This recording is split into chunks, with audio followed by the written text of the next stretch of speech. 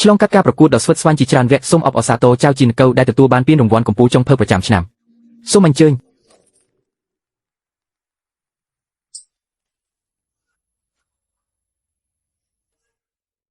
នេះណែណាចុះពួកឯងជានរណាគេនឹងឯងចង់ធ្វើឈ្គូធ្វើជាទៀតមែនទេជីនកៅរបស់របរមានតម្លៃក្នុងផ្ទះត្រូវឯងយកទៅលេងល្បែងអស់រលីងហើយខ្ញុំពិតជាអស់លុយមែនណាលេងល្បែងមិនមែនទេតើពួកឯងជានរណាគេឲ្យប្រកាសហ្នឹងឈ្គូលប់អីណានេះជាការលេងសើចរបស់ក្រុមការងារកម្មវិធីមែនទេជីនកៅឯងចង់សាកលេងបន្តិចទេបានអញអ្នកធ្វើមេឆាប់យកលុយក្នុងផ្ទះទាំងអស់មកឲ្យអញត្រូវតែលេងយកដើមមកវិញក្នុងផ្ទះអស់លុយមែនណាលុយ20រៀលនោះក៏ឯងយកទៅបាត់ហើយនៅមានលុយឯណាទៀតមីចង្រៃនេះហ៊ានទៅមកជាមួយអញផងអីនេះខ្ញុំឆ្លងភពមកឆ្នាំ1980មែនទេហើយថែមទាំងចូលមកក្នុងខ្លួនអតិឆាននេះទៀតណែជីនកៅបើឯងចង់វីខ្ញុំមកសុំអង្វរែងលេងណានទៅចៅជីនកៅកុំសំងំធ្វើងាប់ក្នុងផ្ទះប្រញាប់រមៀលក្បាលចេញមកសងលុយអញភ្លាមជីនកៅឯងពួនធ្វើងាប់អីក្នុងផ្ទះហ្នឹងចេញមកភ្លាមពីមុនពួកយើងនិយាយគ្នារួចហើយទាំងដើមទាំងការ30រៀលថ្ងៃនេះត្រូវតែទូទាត់ឲ្យអស់ហាមខ្វះសំបីមួយសេងលុយ20រៀលនោះជាលុយដែលខ្ញុំដំមត់ដំកកសន្សំកន្លះឆ្នាំដើម្បីទុកជាចំណងដៃការប្អូនប្រុសខ្ញុំតើអញលេងចាញ់អស់រលីងហើយឥឡូវថែមទាំងជំពាក់គេ30រៀលទៀតជីនកៅអញប្រាប់ខ្ញុំមកថាតើវាជារឿងពិតមែនទេស៊ីវឡានអូនកុំតន់ភ័យរឿងនេះទុកឲ្យបងជាអ្នកដោះស្រាយឥឡូវក្នុងដៃខ្ញុំអត់មានលុយទេទុកពេលឲ្យខ្ញុំ3ថ្ងៃសិនទៅ3ថ្ងៃទៀតខ្ញុំនឹងយកលុយ30រៀលមកសង្ហែងឲ្យគ្រប់ចំនួនតែម្ដងហា3ថ្ងៃហេតុអីអញត្រូវទុកពេលឲ្យអញ3ថ្ងៃអញចង់បានលុយថ្ងៃនេះហ្មងអញសុំនិយាយទុកជាមុនថ្ងៃនេះបើគ្មានលុយ30រៀលសងទេពួកអញទាំង3នាក់កុំសង្ឃឹមថាបានដើរចេញពីផ្ទះនេះឲ្យសោះវើយរឿងលុយខ្ញុំច្បាស់ជាសងប៉ុន្តែបើអញហ៊ានប៉ះពាល់គ្រួសារខ្ញុំសំបីតែបន្តិចខ្ញុំសុខចិត្តស្លាប់រស់ជាមួយអញហ្មងអញកំពុងគំរាមអ្នកណាគេហ្នឹងទុកពេលឲ្យ3ថ្ងៃក៏បានដែរតែអញត្រូវយកប្លង់ដីផ្ទះនេះមកបញ្ចាំសិន3ថ្ងៃក្រោយបើគ្មានលុយសង់ផ្ទះនេះនឹងធ្លាក់មកជាកម្មសិទ្ធិរបស់អញយ៉ាងម៉េចដែរបាននិយាយគ្នាឲ្យច្បាស់អញ្ចឹងហើយម៉ាត់ណាម៉ាត់នឹងវើយតោះជីនកៅតាអញឈួតបាត់ហើយមែនទេលុយ20រៀលក៏អស់ឥឡូវថែមទាំងជំពាក់គេ30រៀលទៀតពេលនេះអញហ៊ានយកផ្ទះទៅបញ្ចាំទៀតតើអញចង់ឲ្យខ្ញុំនឹងណានទៅនៅណាស៊ីវឡានបងដឹងថាពីមុនបងជាមនុស្សចង្រៃធ្វើឲ្យអូននិងកូនរងទុក្ខច្រើនហើយបងសុំស្ពតចាប់ពីថ្ងៃនេះទៅបងនឹងលះបង់ចោលនៅទម្លាប់អាក្រក់ទាំងអស់ហើយលេងផឹកស្រាលេងល្បែងទៀតហើយចំណែករឿងលុយកាក់អូនកុំបារម្ភអីបងមិនត្រឹមតែសងបំណុលគេ30រៀលនោះទេសូម្បីតែលុយ20រៀលរបស់អូនក៏បងនឹងរកមកវិញឲ្យតតែបានដែរ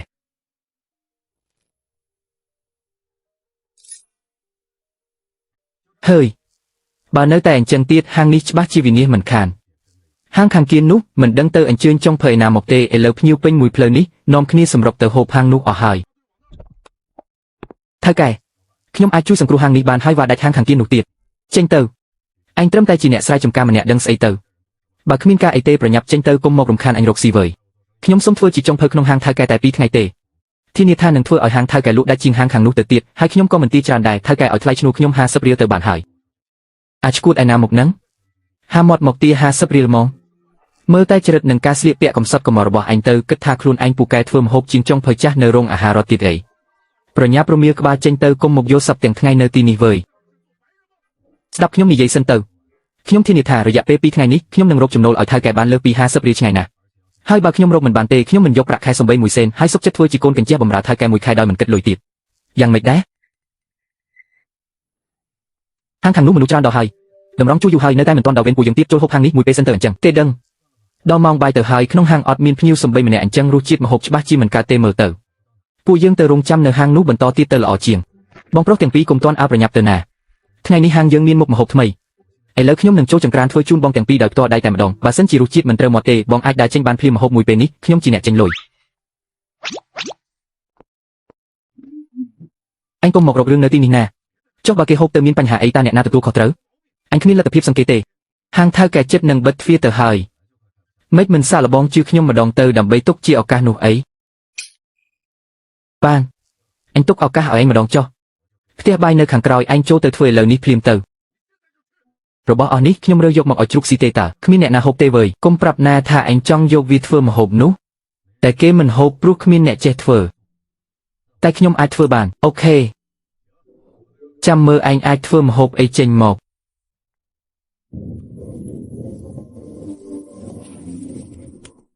ក្មេងនេះពិតជាមានស្នាដៃមែនតើក្លិនអីក៏ឈ្ងុយម្លេះមែនតើម៉ងមិនដែលធំក្លិនឈ្ងុយចឹងសោះសាក់ភ្លុកទៅមើល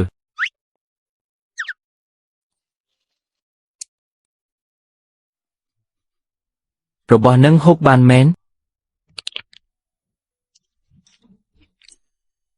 ឆ្ងាញ់កប់ហ្មងបង្កងកន្ទេសឡើងនេះអាចធ្វើឆ្ងាញ់ដល់ថ្នាក់នេះផងលើកទី1ហើយដែលដឹងថារបស់នេះអាចធ្វើចឹងបានពេលទៅផ្ទះវិញត្រូវតែប្រាប់ប្រពន្ធឲ្យរៀនធ្វើខ្លះហើយក្លិនអីក៏ឈ្ងុយម្លេះតោះចូលទៅភ្លក់មើលអញ្ជើញចូលខាងក្នុងមកបងប្អូននៅមានកន្លែងទំនេរថ្ងៃនេះមានមុខម្ហូបថ្មីសូមអញ្ជើញភ្លក់បាន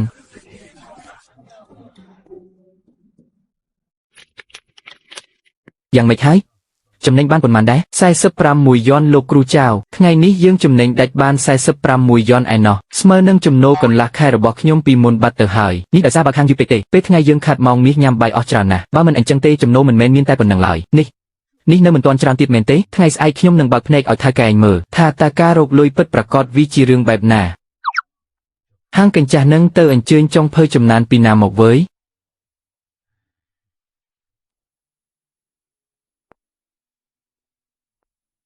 ថ្ងៃនេះចំណូលយ៉ាងម៉េចដែរ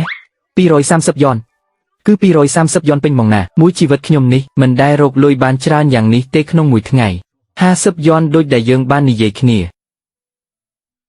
លោកគ្រូចៅលោកកុំទាន់អើទៅអីនៅធ្វើជាចុងភៅធំប្រចាំហាងខ្ញុំទៅខ្ញុំនឹងដំឡើងប្រាក់ខែឲ្យលោកទ្វេដងថ្ងៃក្រោយចំណេញបានប៉ុន្មានយើងចែកគ្នា4-6ទៅចុះអរគុណសម្រាប់ទឹកចិត្តរបស់ថៅកែហើយតែពេលនេះខ្ញុំមានគម្រោងផ្សេងៗថ្ងៃមុខមានឱកាសចាំសហការគ្នាទៀតចុះអញ្ចឹងក៏បានឆ្លៀតឱកាសនេះជួយចេញវិកេប័ត្រប្រាក់ឈ្នួលការងារថ្ងៃនេះឲ្យខ្ញុំផងរំខានហើយរឿងតូចតាចទេគ្មានបញ្ហាចាំសុំបំណុលគេអស់សិនត្រូវតែប៉ះប៉ូវឲ្យស៊ីវឡាននិងណានឲ្យបានល្អខ្ញុំនឹងមិនបណ្ដោយឲ្យពួកគេរងទុក្ខទៀតជាដាច់ខាតមនុស្សអត់បានការចោលជីនខ្វះនឹងដល់ម៉ោងនេះហើយមិនទាន់ឃើញក្បាលវិទីច្បាស់ជារកលុយមិនបានរួចក៏រើអេវ៉ាន់រត់បាត់ហើយអាឆ្កែនេះកាច់រត់មិនឡើងមែនច្បាស់ជារត់បាត់ហើយលីនស៊ីវឡានឆាប់ចេញមកភ្លាមមកវើយពួកយើងបាននិយាយគ្នាហើយតើណោះអាចោជីនខ្វះវារត់បាត់ហើយឥឡូវផ្ទះនឹងដីនេះត្រូវធ្លាក់មកធ្វើជាសំណងឲ្យអញហើយពួកឯងកុំសាហាវពេកណាបើហ៊ានតែជិះមកមុខមួយជំហានទៀតខ្ញុំនឹងបដូរជីវិតជាមួយពួកឯងហ្មងអញចង់តែដឹងទេថាឯងចង់បដូរជីវិតជាមួយអញមិនទៅអាណាចង់ងាប់បានជាហ៊ានធាក់អញវើយអាចោជីនខ្វះក្មេងពីឡែងហ៊ានត្រឡប់មកវិញទៀតហា30យ៉នមិនខ្វះ1សេនទេ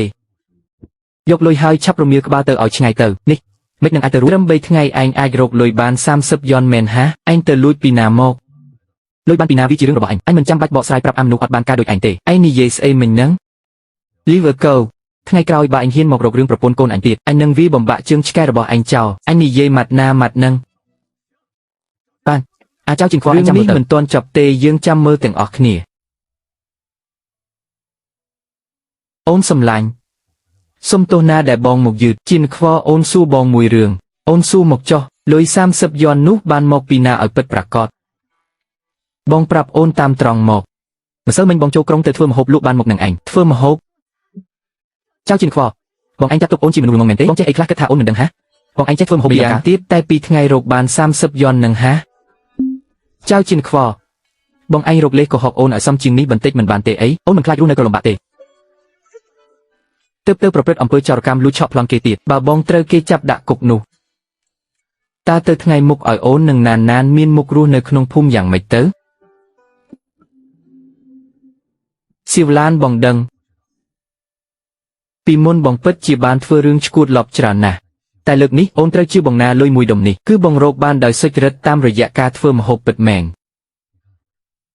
អូនមើលទៅនេះជីវិតគេបត់ទៅដែលហាងអាហារចេញឲ្យបងហើយនៅមានលុយរី20យ៉នទៀតបងក៏រកបានមកជាមួយគ្នាដែរ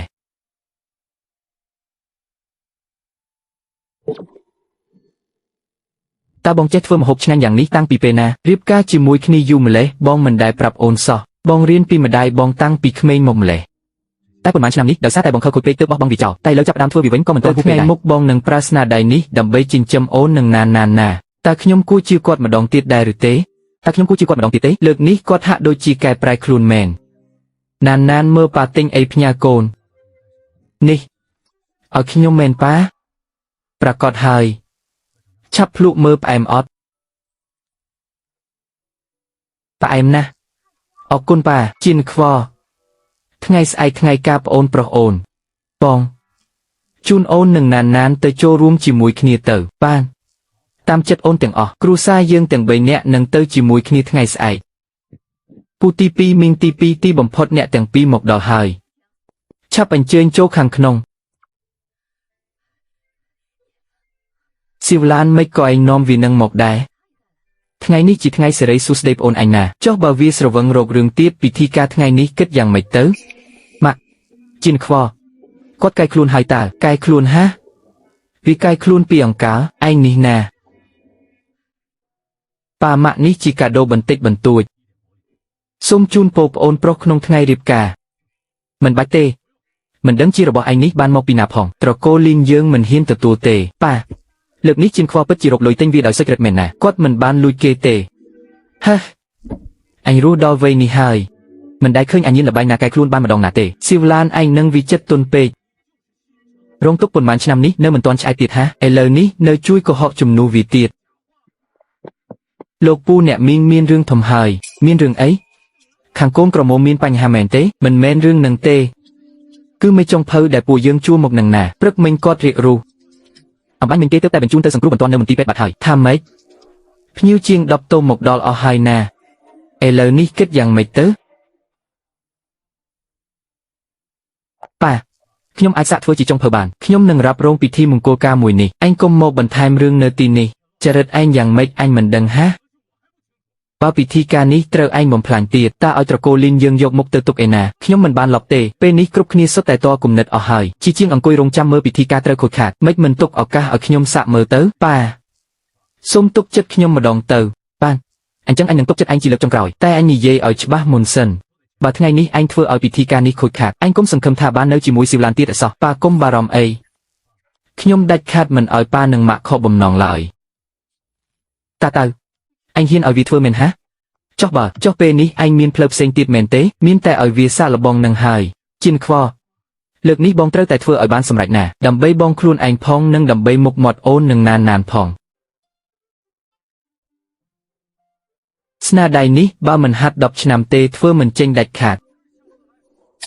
រំខានបងជួយលើកមុខម្ហូបនេះទៅឲ្យភ្ញៀវផងប៉ា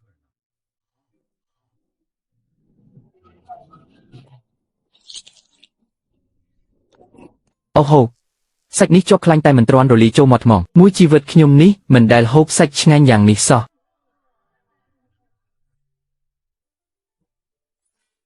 នេះជីនខ្វជាអ្នកធ្វើមែនវាពិតជាមានស្នាដៃមែនតើបងលីនបងពិតជារើបានរកសម្បត្តិហើយមានកូនប្រសាបែបនេះថ្ងៃក្រោយស្រណុកហើយបងតោះអញ្ជើញពិសាទាំងអស់គ្នា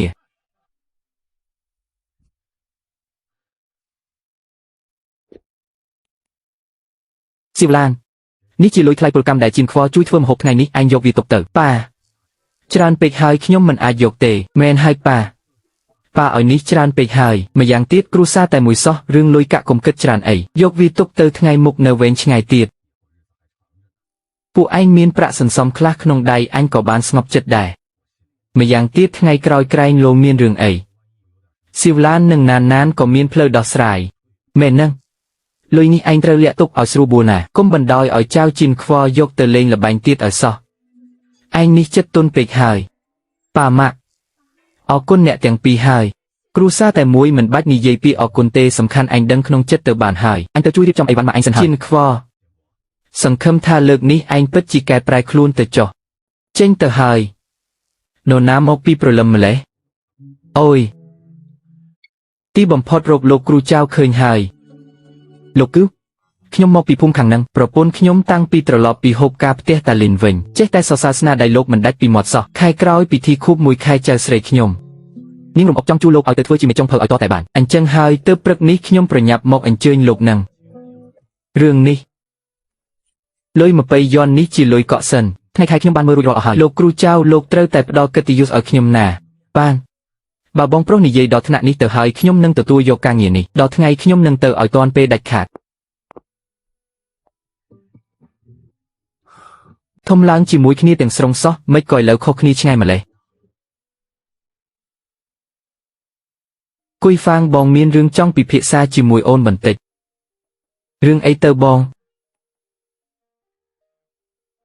ងចង់ទៅរកជីនកៅឥឡូវអ្នកភូមិយើងឲ្យតែមានកម្មវិធីគឺហៅគេរហូត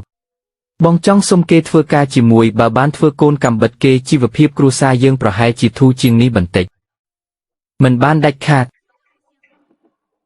ចរិតជីនកៅពីមុនយ៉ាងម៉េចបងភ្លេចហើយមែនទេផឹកស្រាលេងលបែងវីប្រពន្ធបំផ្លាញទ្រព្យសម្បត្តិខ្ទេចគ្មានសល់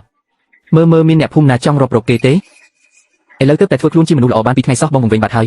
គិតចង់យកខ្លួនទៅបៀតរឿងស្មោកគ្រោកវាទៀតអីបងមិនចេះអាណិតអូននឹងកូនក្នុងពោះនេះទេអីហាប៉ុន្តែបងមើលទៅជីនកៅឥឡូវពិតជាមិនដូចមុនទេគេពិតជាកែខ្លួនមែនកែខ្លួនតោះតែឆ្កែឈប់ស៊ីអាចទៅវាអាចកែបានអូននិយាយឲ្យដាច់ស្រេចនៅត្រង់នេះមកបើបងហ៊ានតែទៅធ្វើការជាមួយជីនកៅនោះគង់តែមានថ្ងៃវាទាញទម្លាក់រណ្ដៅទេដល់ពេលនោះគ្រួសារយើងច្បាស់ជាវិនាសមិនខានបងថានៅផ្ទះអត់បងជីនកៅមិនក៏ឯងមកទីនេះគ្មានរឿងអីទេគ្រាន់តែមកលេងបងហើយទិញស្រាល្អមកឲ្យបងភ្លក់បន្តិចមកលេងក៏មកចុះយកអីវ៉ាន់មកធ្វើអីទៀតពួកយើងបងប្អូននឹងគ្នាទេតើតោះអញ្ជើញអង្គុយខាងក្នុងមកជំរាបសួរបងថ្លៃកុំប្រកាន់គាត់អីតោះអង្គុយសិនមក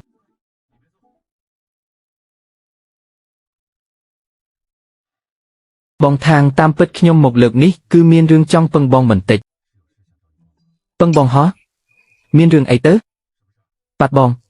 ថ្មីនេះមានគេហៅខ្ញុំទៅធ្វើម្ហូបតាមកម្មវិធីច្រើនខ្ញុំម្នាក់ឯងរវល់ស្ទើរដកដង្ហើមមិនទាន់អញ្ចឹងហើយទើបចង់រកមនុស្សដែលអាចទុកចិត្តបានម្នាក់មកជួយបងឯងមានចំណាប់អារម្មណ៍មកធ្វើកូនកំបិតខ្ញុំអត់រកបងហ៎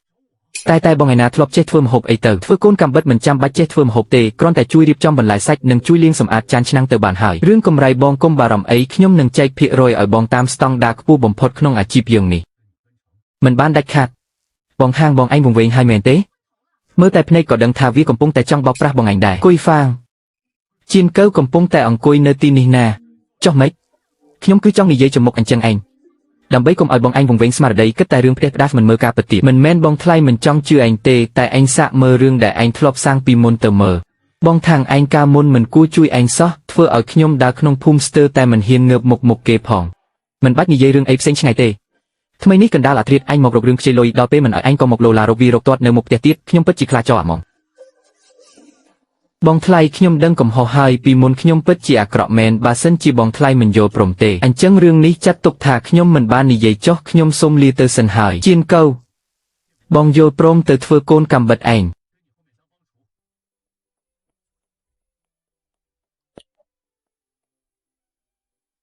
កុំឈប់ផ្លឹកអីទៅជួយចិត្តសម្បកដំឡូងមួយកញ្ច្រែងនោះសិនទៅបន្តិចទៀតត្រូវយកមកធ្វើម្ហូបហើយ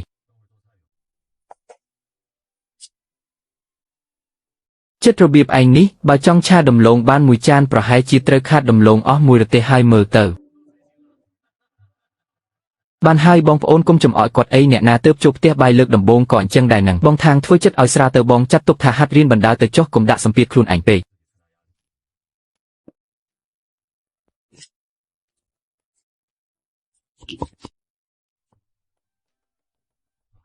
យី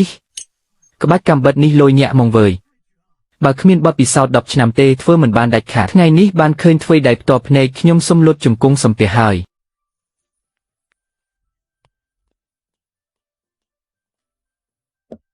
ក្លិនឈ្ងុយចង់ហៀទឹកមាត់ថ្មងវើយថ្ងៃនេះពួកយើងពិតជាមានលៀបមាត់ហើយបងថាង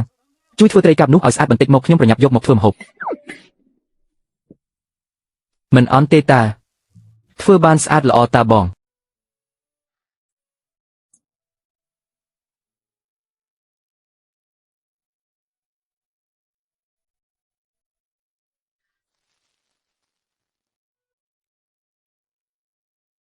សំណាងហើយដែលខ្ញុំរើសមនុស្សមិនខុសមែន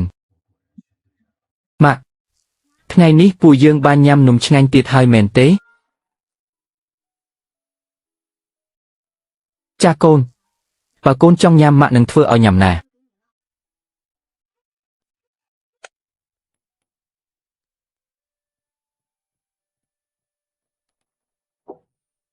ស៊ីវឡានយីបងថ្លៃគួយហ្វាងមិនក៏អញ្ជើញមកដល់ទីនេះអញ្ចឹង ព្រឹកមិញនេះខ្ញុំទៅជីកបានបន្លែព្រៃស្រស់នៅភ្នំខាងក្រោយគិតថាយកមកឆ្លៀតចំហុយនំពោតបាន2 3ដែរគិតថាជីវភាពម៉ាក់កូនឯងសពថ្ងៃមិនសូវធូរធារទើបយកមកឲ្យខ្លះកុំឲ្យក្មេងឃ្លាន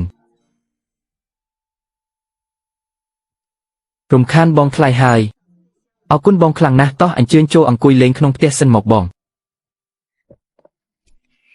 ពួកឯងថ្ងៃត្រង់នេះញ៉ាំនំសៅស្នឹងមែនពីថ្ងៃនេះជាងកៅទៅជួយធ្វើម្ហូបការគេរកលុយបានខ្លះតាបងព្រឹកមិញមុនចេញទៅគាត់ឆ្លៀតចូលទីរួមខេត្តទិញយកមកគាត់ថាទិញណានញ៉ាំលេងឲ្យបាត់ឃ្លានជាងកៅពីមុនញៀនទាំងលបែងញៀនទាំងស្រារកបានប៉ុន្មានចាយប៉ុណ្ណឹងទោះក្នុងដៃមានលុយក៏មិនដែលដាច់ចិត្តទិញម្ហូបឆ្ងាញ់ឲ្យប្រពន្ធកូនញ៉ាំដែរឥឡូវបែរជាដាច់ចិត្តទិញនំនិងខ្លាញ់ជ្រូកយ៉ាងនេះអ៊ំស្រីញ៉ាំនំដែរមកនំនេះឈ្ងុយណាស់ណាកាលមុនខ្ញុំឡើងភ្នំកាប់អុសរាល់ថ្ងៃខំស្ទើងាប់កន្លះខែក៏មិនអាចដូរបានម្សៅនិងសាច់ជ្រូកច្រើនយ៉ាងនេះដែរតែថ្ងៃនេះគ្រាន់តែធ្វើការមួយថ្ងៃសោះរកបានបាត់ទៅហើយនេះទើបតែចាប់ផ្ដើមទេបងថ្ងៃក្រោយខំប្រឹងធ្វើការជាមួយខ្ញុំទៅរបរក្នុងដៃយើងនឹងកាន់តែមានច្រើនឡើងមិនខាននេះម្សៅប្រេងសណ្ដែកនិងលុយទាំងនេះគឺបងរកបានតែក្នុងមួយថ្ងៃនឹងហោះត្រូវហើយគ្រាន់តែរវល់កន្លះថ្ងៃជាងប៉ុណ្ណោះលុយដែលរកបានគឺច្រើនជាងខ្ញុំខំធ្វើការងើបពីព្រលឹមទល់ប្រឡប់កន្លះខែទៅទៀតហើយជាងកៅប្រាប់ថាថ្ងៃស្អែកមានរៀបចំកម្មវិធីទៀតពួកយើងនៅមានការងារធ្វើបន្តទៀតពួកបងឯងកំពុងធ្វើអីហ្នឹងកុំយកច្រឡំអីប្តីប្រពន្ធខ្ញុំគ្រាន់តែមិនសូវទុកចិត្តប៉ុណ្ណោះព្រោះអីវ៉ាន់ទាំងនេះសុទ្ធតែទិញអស់លុយអញ្ចឹងពួកយើងត្រូវតែរកឲ្យបានច្បាស់លាស់សិនមែនហើយមានប៉ុន្មានគឺប៉ុណ្ណឹងមើលមុនឲ្យហើយទៅអស់បារម្ភឃើញទេវើយគេខ្លាចយើងលួចអីវ៉ាន់គេតើបើជាអញក៏អញឆែកដែរចរិតជាងកៅពីមុនយ៉ាងម៉េចអ្នកភូមិចិត្តឆ្ងាយណាមិនដឹងនោះពួកឯង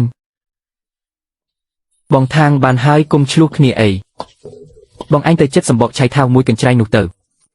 ពួកគេធ្វើបាបយើងពេកហើយនេះគេចាត់ទុកពួកយើងដូចជាចោរអញ្ចឹងមកនៅនឹងគេយើងមិនបានធ្វើរឿងអាក្រក់មិនបាច់ខ្លាចខ្មោចលងទេខំធ្វើការងារយើងឲ្យបានល្អទៅគឺបានហើយចម្លែកម្លេះអីវ៉ាន់មិនបាត់មួយមុខសោះសំបីតែគ្រឿងទេសក៏នៅត្រឹមត្រូវដែរមិនត្រឹមតែមិនបាត់ទេសំបីតែសាច់សបន្តិចបន្តួចនឹងខ្ញុំស្មានតែត្រូវបោះចោលទៅហើយតែគេបែរជាអាចច្នៃធ្វើជាម្ហូបបានទាំងអស់ឥឡូវម្ហូបសាច់ដែលសគឺមានច្រើនជាងការគិតរបស់ខ្ញុំទៅទៀតបងជាងកៅថ្ងៃនេះប្តីប្រពន្ធបងអ្នកខុសហើយជួលអញមកធ្វើម្ហូបហើយតែបែរជាចេះតែសង្ស័យអញរហូតពួកបងពិតជាគិតអាក្រក់ពេកមែនថ្ងៃនេះពិតជាសំណាងបានឯងជួយម្ហូបឆ្ងាញ់ហើយថែមទាំងជួយសន្សំសំចៃបានច្រើនទៀតទុកចិត្តបានជាងចុងភៅដែលធ្លាប់ជួលពីមុនដាច់ហ្មង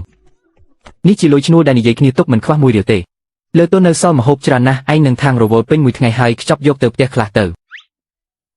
លុយឈ្នួលនេះខ្ញុំយកចុះតែរបស់មានតម្លៃផ្សេងទៀតមិនបាច់ទេ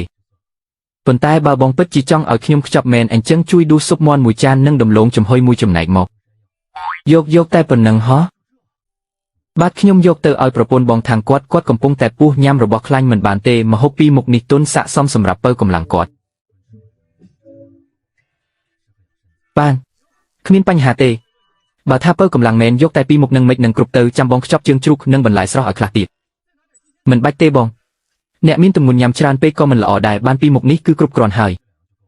ឲ្យតែអ្នកផ្សេងមកធ្វើម្ហូបដឹងតែលួចសាច់ត្រឡប់ទៅផ្ទះវិញមិនខានតែគេវិញមិនលោភលន់សំបីតែបន្តិចចរិតបែបនេះពិតជាកំរមានមែន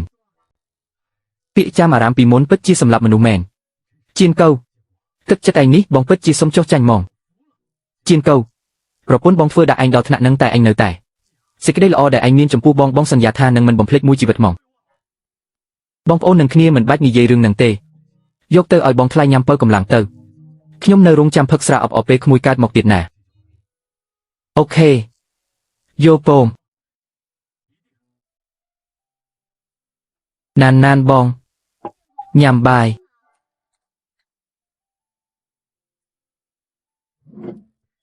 បងកម្មវិធីម្សិលមិញអត់មានរឿងអីទេទើបតែគិតចង់ប្រាប់អូនឯងកម្មវិធីម្សិលមិញរលូនល្អណាស់តើម្ចាស់កម្មវិធីចង់ឲ្យម្ហូបសច្រើនណាស់តែបងមិនបានយកទេបងសុំតែម្ហូបពីរមុខប៉ុណ្ណោះយកទៅឲ្យបងថ្លៃគួយហ្វាងបើកម្លាំងគាត់អូនមិនខឹងបងទេមែនទេមិននឹងខឹងទៅបង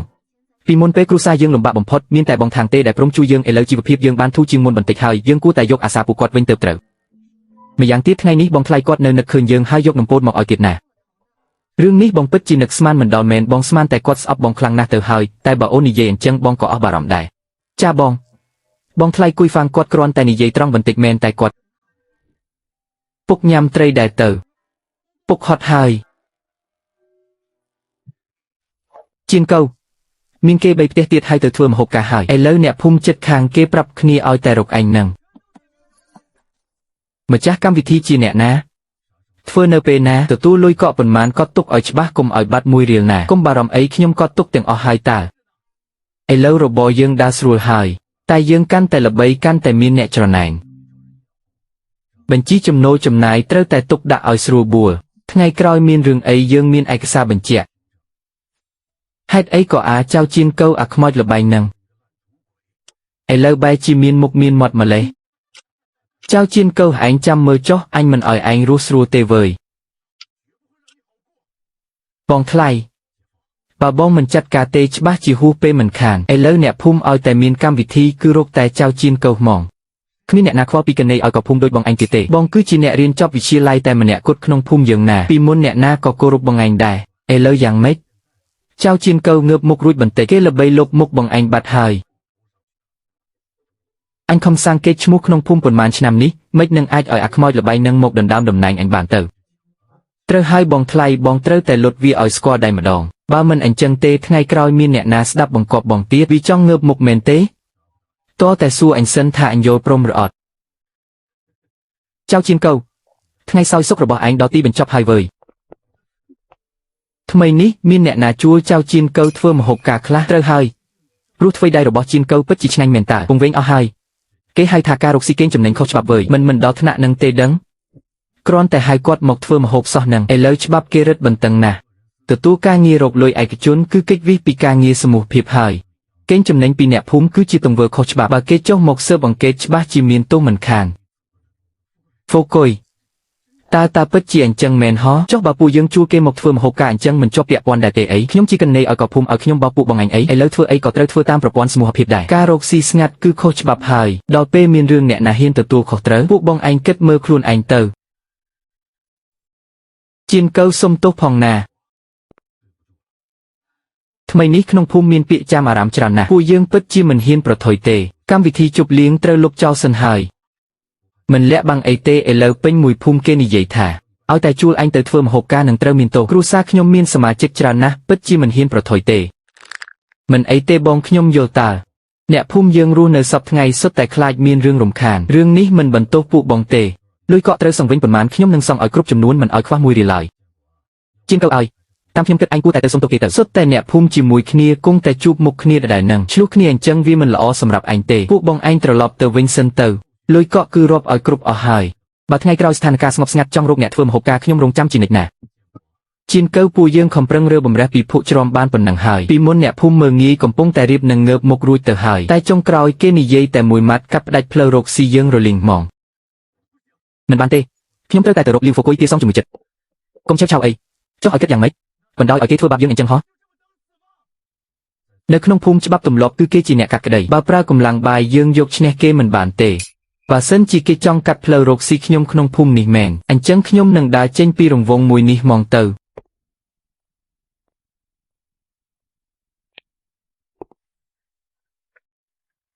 កណេឲ្យកលីវខ្ញុំចង់សុំលិខិតបញ្ជាក់ចេញទៅធ្វើម្ហូបការនៅខាងក្រៅប៉ុន្មានសន្លឹកតើបងងាយស្រួលធ្វើឲ្យទេថ្មីនេះក្នុងភូមិមានរឿងច្រើនរវល់ដល់ឃ្លាមិនរួចទេរឿងចេញទៅធ្វើការឬធ្វើម្ហូបការឯកជនអីនឹងលិខិតបញ្ជាក់ត្រូវបានផ្អាកទាំងអស់ហើយពេលណាទើបអាចធ្វើបានចាំដំណឹងពីគណៈកម្មការភូមិទៅពិតជាអានឹងអ្នកនៅពីក្រោយក្នុងរឿងនឹងមែនខ្ញុំទៅធ្វើម្ហូបការគឺរកលុយដោយកម្លាំងញើសឈាមតើខ្ញុំពឹងលើធ្វើដៃខ្លួនឯងមិនបានលួចប្លន់អ្នកណាទេហើយក៏មិនដែលបង្ករឿងក្នុងភូមិដែរបងឯងមកររាំងការងារខ្ញុំដោយគ្មានហេតុផលអញ្ចឹងតើបងអាំងលើច្បាប់មួយណាជៀនកៅខ្ញុំក៏ធ្វើការតាមទូនីតិដែរតើឥឡូវខ្ញុំប្រាប់ឯងឲ្យដឹងជាផ្លូវការមកលិខិតបញ្ជាក់គឺលែងចេញឲ្យហើយបើឯងព្រមទទួលយកគឺនៅក្នុងភូមិឲ្យស្ងាត់ទៅបើទទួលយកមិនបានឈប់ធ្វើអាជីពនឹងតែម្ដងទៅ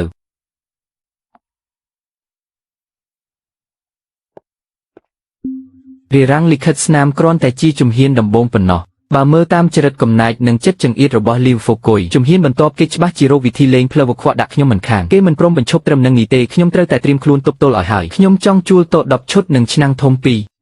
ថ្មីនេះខ្ញុំត្រូវទៅធ្វើម្ហូបការនៅខាងក្រៅជាងកៅឲ្យសុំទោសពិតមែនណាបងខ្ញុំទើបតែទទួលបានការណែនាំពីគណៈកម្មការភូមិឧបករណ៍ផ្ទះបាយសាធារណៈទាំងអស់ត្រូវហាមឃាត់មិនឲ្យជួលទៅក្រៅដាច់ខាតខ្ញុំក៏មិនហ៊ានធ្វើខុសវិន័យដែរនឹងជួយសុំកាត់បើកសាច់ក្នុងខែនេះឈ្មោះខ្ញុំឲ្យបន្តិចមើលកូតាសាច់របស់លោកខែនេះត្រូវមេភូមិដកហូតបណ្ដោះអាសន្នហើយឥឡូវលោកអត់មានសិទ្ធិបើកទេដល់ពេលណាទើបគេបើកឲ្យវិញខ្ញុំក៏អត់ដឹងដែរចា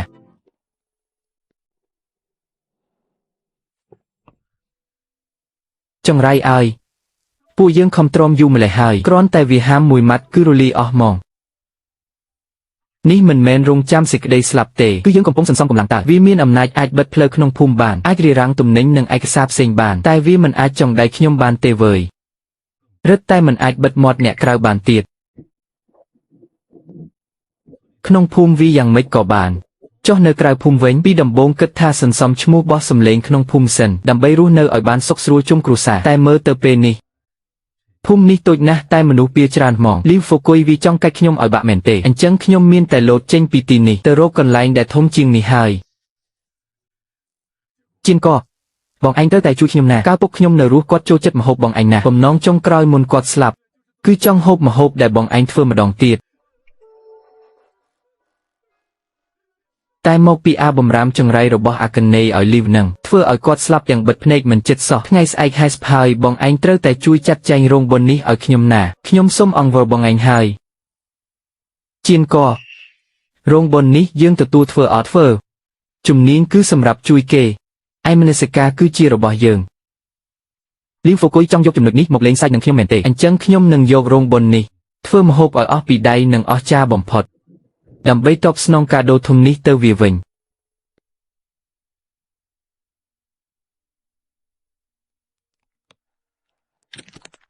ចៅជៀនកអញហ៊ានផ្កើនបទបញ្ជាផងលើកនេះអញមើលឯងរស់បានយូរប៉ុណ្ណា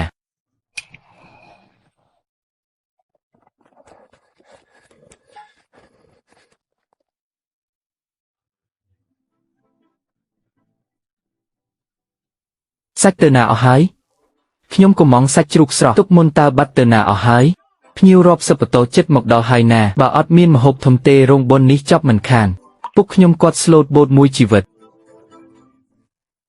ដល់ពេលស្លាប់សំបីតែបាយជូនដំណើរមួយពេលសំរុំក៏គ្មានឲ្យគាត់ដែរកូនដូចជាខ្ញុំនេះវាកតញ្ញូពេកហើយចាំបាច់គិតទៀតធ្វើអីក្រៅពីលីវហ្វូគុយនិងលីវអាកូវនរណាគេហ៊ានធ្វើរឿងថោកទាបបែបនេះវារើសចំថ្ងៃបុណ្យសពដើម្បីលេងភ្លើងងឹតហ្មងគោលបំណងវាគឺចង់ឲ្យឈ្មោះបងឯងធ្លាក់ដល់ចំណុចសូន្យឲ្យនឹងឯងឲ្យបងឯងងើបមុខលេងរួចពេញមួយភូមិនេះតែម្ដងលីវហ្វូគុយឯងពិតជាពីពលមែនបារោងបុណ្យសពនេះរលាយថ្ងៃក្រោយអ្នកណាហ៊ានរកខ្ញុំទៀតឯងចង់បិទផ្លូវរស់របស់អញមែនទេអញដាច់ខាតមិនឲ្យឯងសំបំណងឡើយកុំតន់ភ័យក៏គ្មានប្រយោជន៍អីដែរយើងត្រូវទប់រោងបុណ្យនេះឲ្យជាប់សិនណែពីដំណឹងអត់ឬថាគ្រឿងទេសសម្រាប់រោងបុណ្យថ្ងៃនេះបាត់គ្មានសល់មួយទេវើយចង្រៃពិតហ្មងបុណ្យសពគេប្រកាន់រឿងខ្វះខាតណាស់តែបែរជាមកបាត់គ្រឿងទេសសំខាន់នៅពេលប្រកៀកប្រកិតទៅវិញពីមុនអួតថាស្នាដៃធ្វើម្ហូបលេខ1លើលោកខ្ញុំស្មានតែខ្លាំងប៉ុណ្ណាមើលទៅឥឡូវគ្មានបានការអីបន្តិចសោះខ្ញុំប្រាប់តាំងពីយូរហើយអាញៀនលបែងវាងើបមុខមិនរួចទេលើកនេះអាប់អន់គិតយកពេញភូមិហ្មងចាំមើលវាមានមុខទៅជួបអ្នកណាទៀត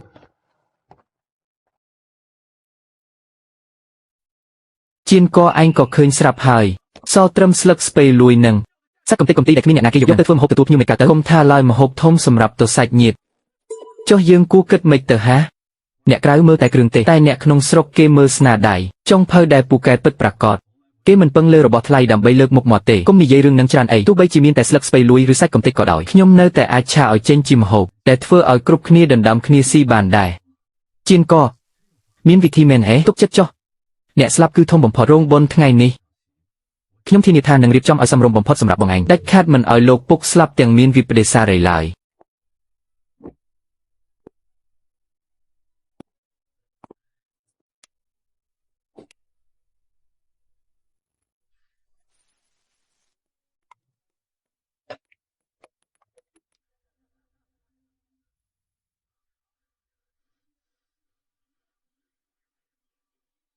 ក្លិននេះមិនក៏ឈ្ងុយម្លេះមិនមែនថាមិនសមម្ហូបទេអីចុះមិនក៏អាចឆាចេញក្លិនឈ្ងុយយ៉ាងនេះដូចមានមន្តអាគមអញ្ចឹងវើយព្រះអើយឆ្ងាញ់សាហាវហ្មងទងខ្ទឹមនេះឆ្ងាញ់ជាងសាច់ជ្រូកទៀតវើយ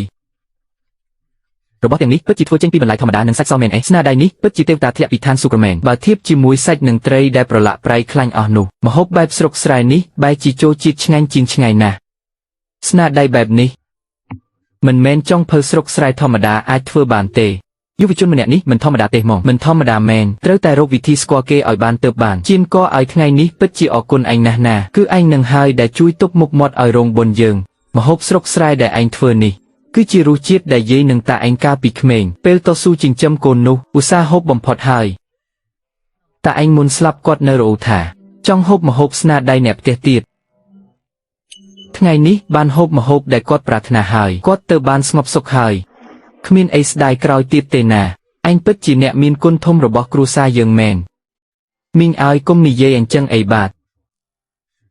អ្នកស្លាប់គឺធំបំផុតអាចជួយជូនដំណើរគាត់ជាលើកចុងក្រោយឲ្យបានសមរម្យគឺជារឿងដែលខ្ញុំគួរតែធ្វើតើឲ្យតែគ្រប់គ្នាហូបទៅឆ្ងាញ់មាត់គាត់ទៅបានសមរម្យគឺសំខាន់ជាងអ្វីទាំងអស់មិននឹងអាចទៅរួចអត់សាច់អត់គ្រឿងទេវានៅតែអាចងើបមុខរួចទៀតហាអាចៅជៀនកនេះវាជាសត្វចម្លែកអីទៅពីរដងហើយដែលវាអាចងើបមុខរួចបើនៅតែបណ្ដោយទៀត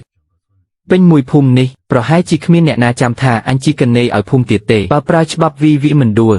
អញនឹងលេងខ្វល់ពីរឿងច្បាប់ទៀតហើយអាចៅជៀនកនេះអញត្រូវតែបិទផ្លូវរស់វាឲ្យចិត្តឈឹងហ្មងឲ្យវាងើបមុខលេងរួចមួយជីវិតចៅជៀនកឯងជាប់សង្ស័យរឿងរកស៊ីខុសច្បាប់ថែមទាំងរឹងក្បាលទៀតចេញមកទទួលការស៊ើបអង្កេតពីគណៈកម្មការភូមិភ្លាមចៅជៀនកឯងហ៊ានផ្កើនឹងបំរាមរបស់ភូមិជាសាធារណៈចេញទៅទទួលរៀបចម្រងបុណ្យខាងក្រៅដោយគ្មានការអនុញ្ញាតម្ដងហើយម្ដងទៀតលួចទទួលមួយប្រមូលលុយចូលហោប៉ែងទង្វើរបស់ឯងនេះបើនិយាយឲ្យធំដុំទៅគឺកេងប្រវ័ញ្ចនឹងឯងគិតតែប្រយោជន៍ផ្ទាល់ខ្លួនពេកហើយគិតតែពីរឿងរកលុយខ្លួនឯងលួចបន្លំយកធនធានរួមរបស់ភូមិមិនខ្វល់ពីច្បាប់ទម្លាប់ភូមិតតែសោះហ្មងប្រដៅមិនស្ដាប់គឺអាក្រក់មើលមែនទែនថ្ងៃនេះអញសូមប្រកាសនៅទីនេះចាប់ពីពេលនេះទៅអ្នកភូមិចៅទាំងអស់បើអ្នកណាលួចរកចៅជៀនកឲ្យរៀបចម្រងបុណ្យឬហៅវាធ្វើចុងភៅនឹងចាត់ទុកថាជាបាក់ពួកតែមួយហើយនឹងត្រូវផ្តន្ទាទោសពីប្រកេងប្រវ័ញ្ចទាំងអស់អ្នកភូមិណាដែលហ៊ានពាក់ព័ន្ធនឹងរឿងនេះនឹងត្រូវទទួលទោសដូចគ្នាដាក់ទោសឲ្យធ្ងន់ធ្ងរបំផុតគណៈកម្មការភូមិដាច់ខាតមិនលើកលែងឲ្យទេជៀនកឲ្យស្ដាប់ពុំមួយម៉ាត់ទៅក៏ដៃមិននឹងអាចមួយឈ្នះផ្លូវទៅគេមានអំណាចក្នុងដៃអញរឹងក្បាលទៅក៏គ្មានប្រយោជន៍អីដែរប្រញាប់អន់ក្បាលសុំទោសគេទៅមែនហើយស្ថិតក្នុងស្ថានភាពបែបនេះមិនអន់ក្បាលមិនបានទេរៀបចំបារីស្រាអីបន្តិចបន្តួចទៅយកទៅសុំទោសកណេឲ្យហ្វូគុយដល់ផ្ទះទៅបើធ្វើឲ្យគេខឹងមែនទែនថ្ងៃក្រោយឯងនៅភូមិនេះច្បាស់ជាពិបាករស់មិនខានទេកុំរឹងរស់ពេកអីឯងនៅក្មេងអាចទ្រាំបានតែឯងក៏ត្រូវគិតដល់ស៊ីវឡាននិងអូនណានដែរណាដើម្បីប្រពន្ធកូនព្រមចុះញឹមគេបន្តិចទៅមិនខ្មាស់គេឯណាប្តីខ្ញុំមិនបានធ្វើអីខុសទេគាត់ពឹងលើជំនាញក្រោកពីព្រលឹមតូលប្រឡប់រកលុយដោយសុចរិតលុយដែលរកបានរាល់សេនសុទ្ធតែស្អាតស្អំទាំងអស់គ្មានប្រឡាក់ប្រលោះអីទេមិនបានលួចប្លន់អ្នកណាមិនដែលកេងចំណេញពីអ្នកភូមិណាឡើយរឹតតែមិនបានប៉ះពាល់ដល់ផលប្រយោជន៍រួមសម្បីតែបន្តិចហេតុអីត្រូវបង្ខំឲ្យគាត់អន់ក្បាលសុំទោសមិននឹកស្មានថានាងហ៊ានចេញមុខការពារខ្ញុំសោះខំប្រឹងធ្វើការចិញ្ចឹមគ្រួសារត្រឹមត្រូវចុងក្រោយបែរជាត្រូវគេទម្លាក់កំហុសទៅវិញមនុស្សដែលខុសពិតប្រាកដមិនមែនជាប្តីខ្ញុំទេពួកឯងមិនឲ្យធ្វើបាបប៉ាខ្ញុំទេប៉ាជាប៉ាដែលល្អបំផុតគាត់មិនបានធ្វើអីខុសសោះមួយជីវិតនេះទោះផ្លូវខាងមុខពិបាកយ៉ាងណាឧបសគ្គធំប៉ុណ្ណាខ្ញុំត្រូវតែស៊ូឲ្យបានជោគជ័យរស់ឲ្យបានថ្លៃថ្នូរនឹងគេថ្ងៃក្រោយទុកឲ្យខ្ញុំជាអ្នកការពារម៉ែនឹងកូននេះម្ដងដាច់ខាតមិនឲ្យពួកគាត់រងទុក្ខត្រូវគេធ្វើបាបតាមចិត្តទៀតទេជៀនកយប់ជ្រៅម្លេះមិនក៏មកទីនេះអញ្ចឹងមានរឿងអីបន្ទាន់មែនទេកុំដេកអីប្រញាប់រៀបចំអីវ៉ាន់ទៅមុនមេឃភ្លឺចូលក្រុងជាមួយខ្ញុំចូលក្រុងឯងចង់មានន័យថាផ្លូវនៅក្នុងភូមិនេះត្រូវគេបិទជិតឈឹងបាត់ហើយបើកន្លែងទៀបនៅលេងបានអញ្ចឹងពួកយើងទៅរកកន្លែងខ្ពស់ហ្មងទៅចូលក្រុងដើម្បីបំបែកគំនាបនិងវីបកវិញសួស្ដីលោកប្រធានចៅខ្ញុំឈ្មោះចៅជៀនកថ្ងៃនេះដែលចូលមកដោយរំខាននេះគឺចង់មកជែករឿងសហការជាមួយហាងយើងបន្តិចបាទអ្នកមកពីស្រុកស្រែសោះហ៊ានចង់មកសហការជាមួយហាងរដ្ឋយើងទៀតយុវជនអញប្រហែលជាមិនដឹងទេថាពួកយើងជាស្ថាប័នកម្រិតណាចុងភៅធំនៅផ្ទះបាយយើង បើមិនមែនជាចុងភៅចាស់វិសាដែលមានគ្រូត្រឹមត្រូវទេក៏ជាបុគ្គលិករដ្ឋដែលឆ្លងកាត់ការបណ្ដុះបណ្ដាលត្រឹមត្រូវដែរឯងត្រឹមជាចុងភៅស្រុកស្រែរត់ទៅធម្មតាសោះមានជំនាញអីអស្ចារ្យទៅខ្ញុំមើលទៅឯងប្រហែលជាងឹតមុខអ៊ូតក្អេងក្អាងមិនដឹងខ្លួនទេដឹងអ៊ូតមិនមើលខ្លួនគិតថាចង់មកសាកល្បងសំណាងនៅទីនេះតើ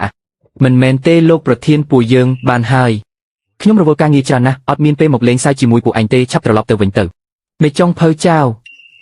លោកពិតជាមកមែនល្អណាស់ហ្មងសៀវវ៉ាឯងស្គាល់អាចុងភៅស្រុកស្រែនេះដែរអីលោកប្រធានចៅមេចុងភៅចៅគឺជាចុងភៅចំណានបំផុតដែលខ្ញុំធ្លាប់ជួបហ្មងលើកមុនខ្ញុំផ្ទាល់ភ្នែកឃើញគាត់ធ្វើម្ហូបការគឺអត់មានទាស់ត្រង់ណាទាំងអស់ស្នាដៃគាត់គឺស៊ីដាច់មេចុងភៅចាស់ក្នុងហាងយើងទៅទៀតខ្ញុំហ៊ានយកការងារខ្ញុំមកធានាស្នាដៃគាត់ពិតជាស័ក្តិសមល្បងមើលមែនណាទៀនទៅបើឯងហ៊ានធានាដល់ថ្នាក់នឹងទៅហើយយើងនឹងយកទុកឱកាសឲ្យគាត់ម្ដងចុះចង្ក្រានបាយខាងក្រោយនៅទំនេរមួយខ្ញុំឲ្យពេលឯង20នាទីដើម្បីសាកស្នាដៃបានធ្វើការជាមួយគ្នាអត់គឺមិនមែនពឹងលើមាត់ទេគឺពឹងលើសមត្ថភាពពិតប្រាកដរបស់ឯងហើយឱកាសមានតែម្ដងទេបើធ្វើមិនបានយើងនឹងឲ្យគេដេញពួកឯងចេញភ្លាមអរគុណលោកប្រធានដែលបានផ្ដល់ឱកាសខ្ញុំធានាថាមិនឲ្យអ្នកទាំងអស់គ្នាខកបំណងឡើយសប្តាហ៍ថ្ងៃនេះអាឆ្មាអាឆ្កែណាក៏ហ៊ានមកលោឡាក្នុងហាងរត់ដែរវើយ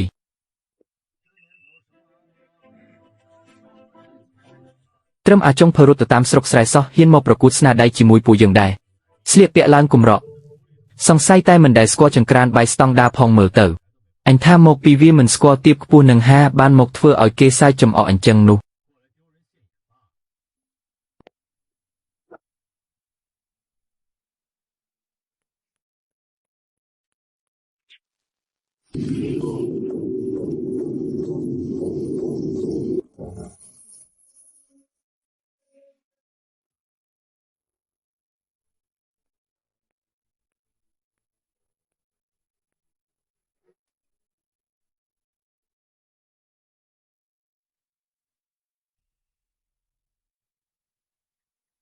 ស្នាដៃកម្រិតនេះបើទោះជាប្រៀបជាមួយចុងភើពេញមួយខេត្តក៏ចាត់ទុកថាកំពូលគេដែរ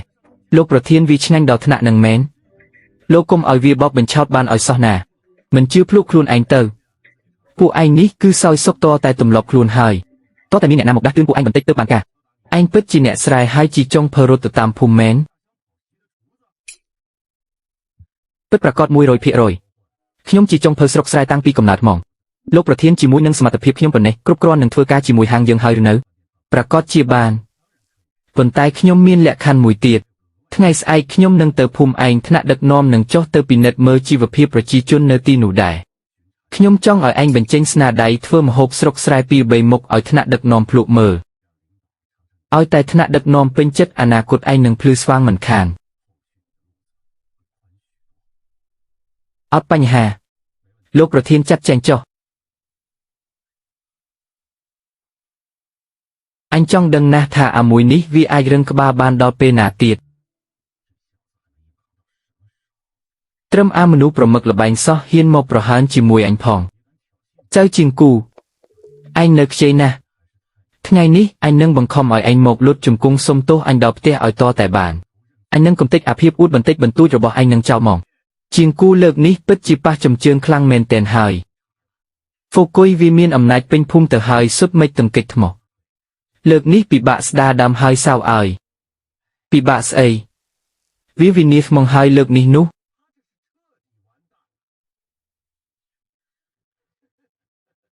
ចាំតែមើលទៅមិនបានប៉ុន្មានថ្ងៃទេធានាថាវានឹងរមាចេញពីភូមិយើងទាំងអាម៉ាស់មិនខានមេចុងភៅចៅខ្ញុំស្ទើរតែទ្រាំរង់ចាំភ្លក់ស្នាដៃអញលេងបានទៅហើយលោកចៅឯងពិតជាមិនធម្មតាមែនមិនទាន់ទាំងកាន់វេឆាផងក៏ធ្វើឲ្យលោកអភិបាលកៅឃ្លានបាត់ទៅហើយបន្តិចទៀតនេះត្រូវបញ្ចេញស្នាដៃឲ្យអស់ណា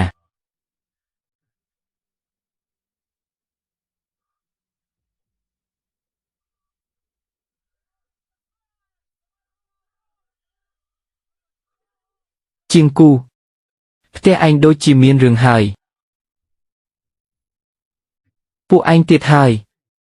ពួកឯងចង់យ៉ាងម៉េចឲ្យប្រកាសហាសោះបងជាងគូទីបំផុតបងមកវិញហើយពួកវាស្ទើរតែវាកំទេចផ្ទះយើងទៅហើយបងមិនអីទេអូនបងមកវិញហើយយ៉ាងម៉េចចៅជាងគូ ថ្ងៃនេះអញនឹងបើកភ្នែកឲ្យអញមើលឲ្យច្បាស់ថាតើនរណាទើបជាស្តេចក្រាញ់ប្រចាំភូមិមួយនេះបងថ្លៃអាចៅជាងគូវាប្រហែលជាបានក្នុងបង្អែកធំហើយមើលទៅក្នុងបង្អែកស្អីវាត្រឹមអាមនុស្សអត់បានការដូចអាជាងគូនេះត្រឹមអាមនុស្សអត់បានការដូចចៅជាងគូនឹងតើវាអាចមានខ្សែអ្នកណាធំដុំទៅលីហ្វូកុយអញទើបតែនិយាយថាម៉េចមិញហ្នឹងលោកអភិបាលកៅខ្យល់អីបកលោកមកដល់ទីនេះអញ្ចឹងលោកចុះមកត្រួតពិនិត្យអញ្ចឹងមិនក៏មិនប្រាប់ខ្ញុំមុនមួយម៉ាត់ដើម្បីឲ្យខ្ញុំបានរៀបចំទទួលស្វាគមន៍លោកឲ្យបានសមរម្យនោះណារឿងទទួលស្វាគមន៍អីហ្នឹងមិនបាច់ទេខ្ញុំចង់សួរលោកកណេឲ្យលីវបន្តិចព្រឹកព្រលឹមស្រាងដឹកនាំមន្ត្រីភូមិមកបិទផ្លូវមុខផ្ទះអ្នកភូមិប្រើអំណាចរដ្ឋធ្វើបាបប្រជារាស្ត្រសាមញ្ញតាមតែអំពើចិត្តនេះជាច្បាប់ទម្លាប់ក្នុងភូមិពួកឯងតែហោះលោកអភិបាលខ្ញុំអត់ទេខ្ញុំគ្រាន់តែមកល្បាតធម្មតាតើល្បាតធម្មតាថ្ងៃចាំងចេះមកបិទមុខផ្ទះប្រជាជននេះឬការល្បាតរបស់ឯងធ្វើជាមន្ត្រីភូមិតាក្នុងភ្នែកឯងនៅមានច្បាប់ទម្លាប់មាត្រាភូមិស្រុកទៀតទេហាសគឺខ្ញុំគិតមិនបានដិតដល់ធ្វើការឆេវឆាវជាកំហុសខ្ញុំហើយបើដឹងថាខុសហើយកុំមកឈររងផ្លូវនៅទីនេះទៀតឆាប់នាំមនុស្សហែងរមៀលចេញទៅឲ្យលឿនលោកពូអញ្ជើញពិសាទឹកតែចាក្មេងនេះពិតជាគួរឲ្យស្រឡាញ់មែន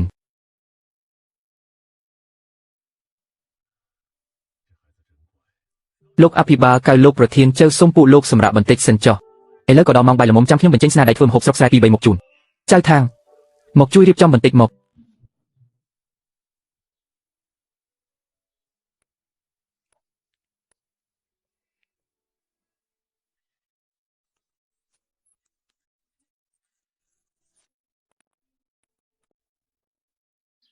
ល្អពិតជាមានស្នាដៃមែនទោះបីជាម្ហូបស្រុកស្រែធម្មតាក៏កម្រិតស្នាដៃនេះក៏មករកបានដែរមេចុងភៅចៅស្នាដៃឯងនេះបើនៅតែខំស្មៅនៅស្រុកស្រែពិតជាខ្ជិះខ្ជាយសមត្ថភាពណាស់ឥឡូវនេះខ្ញុំសូមអញ្ជើញឯងជាផ្លូវការឲ្យចូលធ្វើការនៅហាងរដ្ឋរបស់យើងធ្វើជាកូនកំបិតពេញសិទ្ធិមានឈ្មោះក្នុងបញ្ជីស៊ីប្រាក់ខែរដ្ឋនិងមានអត្ថប្រយោជន៍ពេញលេញគិតមិនដែរអរគុណលោកប្រធានចៅនិងលោកអភិបាលដែលបានមេត្តាខ្ញុំយល់ព្រមបាទប៉ុន្តែខ្ញុំមានសំណុំពរមួយមិនដឹងថាអាចនិយាយបានឬអត់ទេនិយាយមកចុះមិនអីទេគាត់គឺជាបងជីដូនមួយខ្ញុំឈ្មោះចៅថាងគាត់ជាមនុស្សឧស្សាហ៍ព្យាយាមណាស់រាល់ថ្ងៃគាត់តែងតែជួយការងាររាយរងខ្ញុំហើយអត្តចរិតក៏ស្លូតបូតត្រឹមត្រូវដែរបើសិនជាអាចខ្ញុំចង់យកគាត់ទៅធ្វើការជាមួយគ្នាពួកយើងអាចជួយយកអាសាគ្នាហើយក៏អាចធ្វើការឲ្យហាងបានល្អជាងមុនដែរហារឿងតូចតាចសោះបើមេចុងភៅចៅជាអ្នកធានាផ្ទាល់មាត់ទៅហើយទាំងអត្តចរិតនិងសមត្ថភាពខ្ញុំជឿជាក់ 100% មកខ្ញុំសម្រេចចិត្តមកទៅចុះទទួលយកចៅថាងឲ្យចូលធ្វើការជាមួយគ្នានឹងទៅចុះឈ្មោះក្នុងបញ្ជីដូចគ្នាហើយទទួលបានអត្ថប្រយោជន៍ជាបុគ្គលិកពេញសិទ្ធិដូចគ្នាយីល្អពេកហើយពេលនេះខ្ញុំមានការងាររត់ធ្វើនឹងគេហើយវើយមកពីឯងហ្នឹងថ្ងៃគិតតែពីផ្លុំត្រចៀកចាក់រុកអញរីការផ្ដេសផ្ដាសចេះតែចង់ឲ្យអញចេញមុខទៅសង្កត់សង្កិនវាឥឡូវយ៉ាងម៉េចហើយយកដុំថ្មមកទម្លាក់លើជើងឯងពួកយើងអាម៉ាស់មុខទាំងអស់គ្នាឃើញទេចៅជាងគូអញមិនលេងឯងទេវើយពេលខ្ញុំមកដល់ព្រឹកមិញឃើញមនុស្សមួយកាយមកបិទផ្លូវមុខផ្ទះឯងលោឡាឡើងរំពងតាមពិតទៅវាមានរឿងអីឲ្យប្រកាសឯងប្រាប់ខ្ញុំតាមត្រង់មកហឺពិបាកនិយាយណាស់លោកអញ្ជើញពិសាទឹកតែសិនទៅឈួតលប់មែនទេហ្មងធ្វើជាមន្ត្រីថ្នាក់ភូមិសោះលែងស្គាល់រឿងផ្ទាល់ខ្លួននិងរឿងការងារចិត្តចង្អៀតចង្អល់ប្រើអំណាចរដ្ឋមកជិះជាន់ប្រជាជនសាមញ្ញទង្វើថោកទាបបែបនេះដាច់ខាត់មិនអាចបណ្តែតបណ្ដោយបានទេទៅហៅលីវហ្វូកុយមកជួបខ្ញុំនៅទីធ្លាមុខនេះភ្លាមលោកអភិបាលកៅលោកហៅខ្ញុំរបាទលីវហ្វូកុយឯងនេះកាន់តែបានចិត្តធំឡើងហើយតាហោអាងមានតួនាទីយកអំណាចរដ្ឋមកសងសឹកគំនុំបុគ្គលជិះជាន់ប្រជាជនតើនរណាជាអ្នកឲ្យសិទ្ធឯងហាសលោកអភិបាលខ្ញុំដឹងខុសហើយខ្ញុំពិតជាដឹងខុសមែនទែនហើយរឿងទាំងអស់នេះមកពីអាលីវអាកើទេទៀនគឺវាជាអ្នកញុះញង់ខ្ញុំរហូតនឹងខ្ញុំស្ដាប់តែម្ខាងវង្វេងស្មារតីមួយឆាវទើបបង្កើតកំហុសធំបែបនេះសូមលោកមេត្តាអនុគ្រោះទុកឱកាសឲ្យខ្ញុំម្ដងទៀតទៅទៀនហេធ្វើជាមន្ត្រីថ្នាក់ភូមិដល់ពេលមានរឿងទម្លាក់កំហុសដាក់អ្នកដទៃគ្មានការទទួលខុសត្រូវសោះខ្ញុំសូមប្រកាសជាផ្លូវការជូនដំណឹងដល់ឯងចាប់ពីថ្ងៃនេះទៅព្យួរការងារឯងទាំងអស់នៅក្នុងភូមិដើម្បីរងចាំការស៊ើបអង្កេតខ្ញុំសូមណែនាំបន្តិចពីរអ្នកនេះជាបុគ្គលិកថ្មីគឺចៅជាងគូនិងចៅថាងជាពិសេសចៅជាងគូនេះហ្មងគឺគាត់មានស្នាដៃធ្វើម្ហូបចំណានណាស់គឺជាបុគ្គលិកឆ្នើមដែលខ្ញុំខំអញ្ជើញមកផ្ទាល់ពួកឯងត្រូវរៀនសូត្រពីគាត់ឲ្យបានច្រើនណាស់មកពីក្រហុកណាពីរអ្នកហ្នឹងមើលទៅឡើងកំសត់កំមោះហ្មងហា ឥឡូវហាងយើងធ្លាក់កូដដល់ថ្នាក់នឹងផងអីត្រឹមអាចុងភើរត់ទៅតាមរោងការនៅស្រុកស្រែសោះក៏មានមុខមកចូលចង្ក្រានបាយហាងរត់យើងដែរអីអញ្ចឹងជាងគូឯងមើលស្វែងយល់ពីចង្ក្រានបាយសិនចុះខ្ញុំមានការងារត្រូវទៅមុនហើយពួកឯងទាំងពីរនាក់ទៅយកគ្រឿងសមុទ្រស្រស់ទាំងអស់មកឯងទាំងពីរនាក់យកសាច់ស្រស់និងគ្រឿងក្នុងទៅលាងឲ្យស្អាតទៅហើយត្រូវជញ្ជូនធ្យូងនៅខាងក្រោយឲ្យអស់ក្នុងថ្ងៃហ្នឹងបើធ្វើមិនរួចទេមិនបាច់ចេញពីធ្វើការទេវើយប្រធានចៅហៅពួកខ្ញុំមកធ្វើជាចុងភៅណាមិនមែនមកធ្វើកម្មករអីចឹងទេប្រើឲ្យទៅគឺទៅហើយមិនក៏មកច្រើនម្លេះហាពួកឯងជាក្មេងថ្មីបត់ពិសោធន៍មិនទាន់ដល់ទេគ្មានសិទ្ធមកកាន់ចង្ក្រានឡើយឈប់ទៅបងចៅថាងមកតាមខ្ញុំមកជិនកអាមួយនឹងវាច្បាស់ជាចង់គំនុំជាមួយយើងហ្មងត្រូវទ្រាំមែនហ៎យើងទើបតែចូលធ្វើការថ្មីថ្មងកុំទាន់ទៅតាំងជាមួយពួកនឹងអីប្រយ័ត្នគេចាប់កំហុសបានខំធ្វើការសិនទៅគង់តែមានថ្ងៃអញងើបមុខរួចទេអាចលឿនជាងនឹងបន្តិចបានអត់ភ្ញៀវប៉ុន្មានទៅនោះចាំលេងចង់បានហើយគេចង់តែលុបការកំងវិញទេតាមកញាប់អីម៉េះមិនឃើញថាកំពុងតែរវល់ដល់គ្នាមិនរួចទេអីឲ្យគេចាំសិនទៅ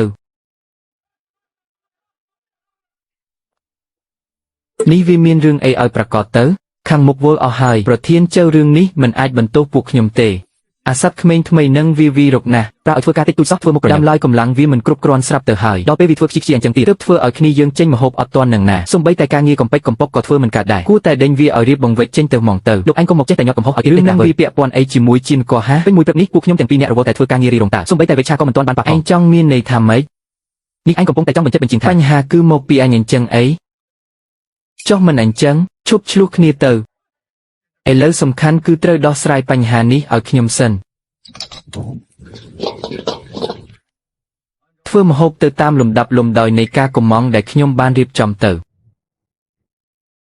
នៅឈោភ្លឹកធ្វើអីទៀតហាគ្រប់គ្នាត្រូវបែងចែកការងារគ្នាទៅតាមការរៀបចំរបស់ចៅជីនកទៅ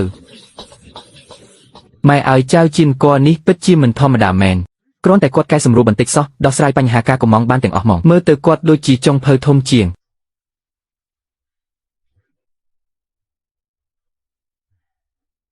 ម៉ែអាខ្លាញ់ហត់ចង់ដាច់ចុះហើយមិនក៏មានភ្ញៀវមកច្រើនម៉េះនឹងហើយ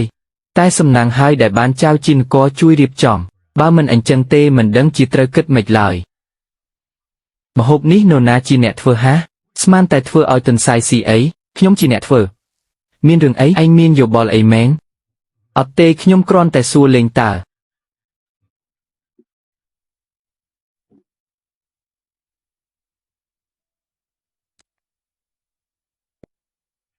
ម្ហូបនេះអត់ណាស់ស៊ីមិនចូលមកនេះមិនខ្ជិះខ្ជីយម្ហូបអាហារទេអីរកតែម្ហូបផ្ទះធម្មតាដែលជីនកធ្វើនៅផ្ទះមិនបានផង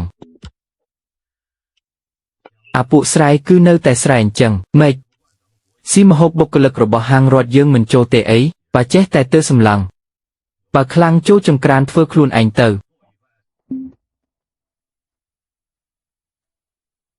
បានតើទុកពេលឲ្យខ្ញុំ10នាទីទៅបានហើយអញចង់មើលណាស់ថាឯងមានស្នៀតអីខ្លះ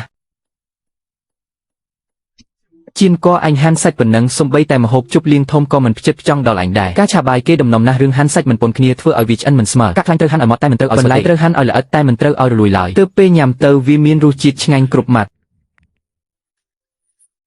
អាចកំបាំងនៃការឆាបាយនេះគឺត្រូវប្រើបាយកកបាយក្តៅវាមានជាតិទឹកច្រើនពេកពេលឆាទៅវាអាចនឹងស្អិតជាប់គ្នាជាដុំឯបាយកកវាស្ងួតទឹកអស់ហើយទើបឆាទៅបាយវារីគ្រាប់ស្អាតហើយមានក្លិនឈ្ងុយ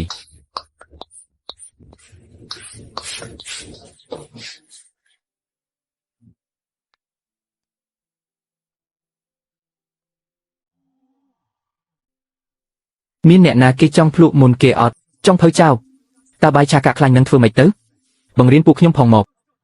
បានហើយលោកឡាអីពេញហ្នឹងរបៀបមិនទូឯងណាស់មែនទេពួកឯងបើទំនេរទៅហាត់ហាន់សាច់ទៅធ្វើការងាររៀងខ្លួនអស់ហើយមែនបានតើចង់ឌឺជាមួយអញមែនទេអញនឹងឲ្យឯងស្គាល់ដែងម្ដងចៅជីនកសម្រាប់ម្ហូបក្លែមពេលល្ងាចនេះឯងត្រូវរ៉ាប់រងធ្វើតែម្នាក់ឯងទៅខ្ញុំតែម្នាក់ឯងហ៎អ្នកពូកែត្រូវធ្វើការឲ្យបានច្រើនបន្តិចហើយអ្នកផ្សេងខ្ញុំមានការងារឲ្យគេធ្វើទៀតចុះតន់យ៉ាងម៉េចទៅម្ហូបក្លែមនេះវាស៊ីពេលនឹងហត់ខ្លាំងណាស់ណាលោកឯងច្បាស់ជាកំពុងតែចង់ធ្វើបាបជីនកហើយកុំចេះតែនិយាយផ្ដេសផ្ដាសវើយខ្ញុំរៀបចំតាមភាពត្រឹមត្រូវតាបើវាទទួលយកមិនបានទេមានន័យថាវាមិនស័ក្តិសមនឹងធ្វើការនៅទីនេះឡើយឆាប់រៀបបង្វិចចេញទៅ ឈប់ទៅខ្ញុំធ្វើក៏ខ្ញុំធ្វើទៅមានការងារអីទៀតទេលោកប្រធានឈប់ចូលរោមមើលទៀតទៅធ្វើការទៅ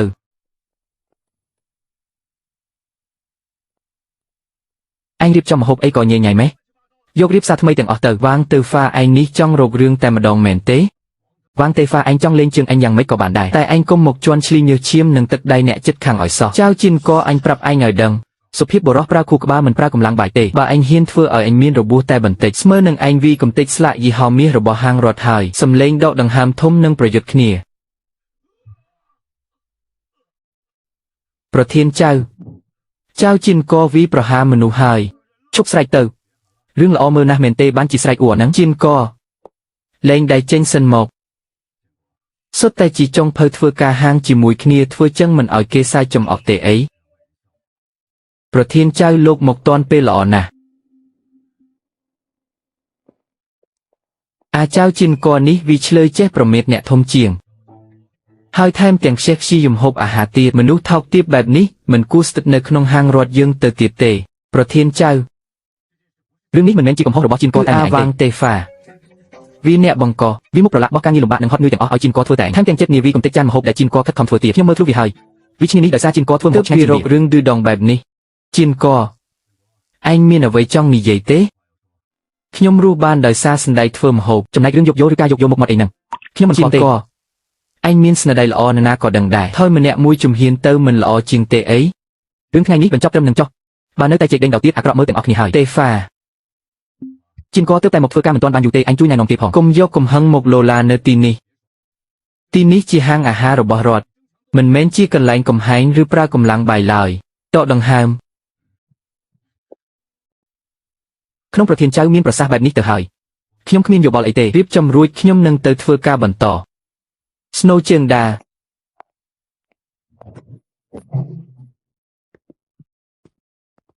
វ៉ាងទេហ្វាឯងមកខាត់អញធ្វើអីសំលេងដកកញ្ចប់បារីឯងចង់មានន័យថាម៉េចសំលេងអុចបារីនឹងផឹកផ្សែងចៅថាងឯងជាមនុស្សឆ្លាតឯងដើរតាមចៅជីនករាល់ថ្ងៃធ្វើការងាររកខ្វាក់និងហត់នឿយបំផុតរវល់រហូតគ្មានពេលដកដង្ហើមផងប្រាប់អញមើលអញធ្វើយ៉ាងម៉េចអីត្រង់មកខ្ញុំនៅមានការងារច្រើនទៀតត្រូវធ្វើកុំប្រញាប់អីនៅក្នុងផ្ទះបាយនេះអញជាអ្នកធំអញប្រាប់ថាកុំប្រញាប់គឺមិនបាច់ប្រញាប់ទេអាចៅជីនកនឹងវាគ្រាន់តែជាចុងភៅស្រុកស្រែចេះពាក់កណ្ដាលទីប៉ុណ្ណោះមិនយូរទេគង់តែត្រូវហាងដេញក្បាលចោលទេឯងនៅជាមួយវាគ្មានអនាគតលេចធ្លោអីទេដូច្នេះឯងចង់ឲ្យខ្ញុំក្បត់ជីនកមែនទេត្រឹមត្រូវឲ្យតែឯងព្រមមកឈរខាងអញទៅថ្ងៃមុខការងារលំបាកក្នុងផ្ទះបាយឯងមិនបាច់ប៉ះសោះក៏បានអញនឹងបង្រៀនវិជ្ជាគុណពិតប្រាកដឯងដោយផ្ទាល់ដៃថ្ងៃក្រោយអញនឹងដំឡើងឯងជាជំនួយការចុងភៅប្រាក់ខែឡើងទ្វេដងយ៉ាងម៉េចដែរអញដឹងស្រាប់ហើយថាឯងជាមនុស្សឆ្លាតសាច់សំលេងដួលនឹងស្រែកដោយការឈឺចាប់សំលេងធ្ងោឈឺចាប់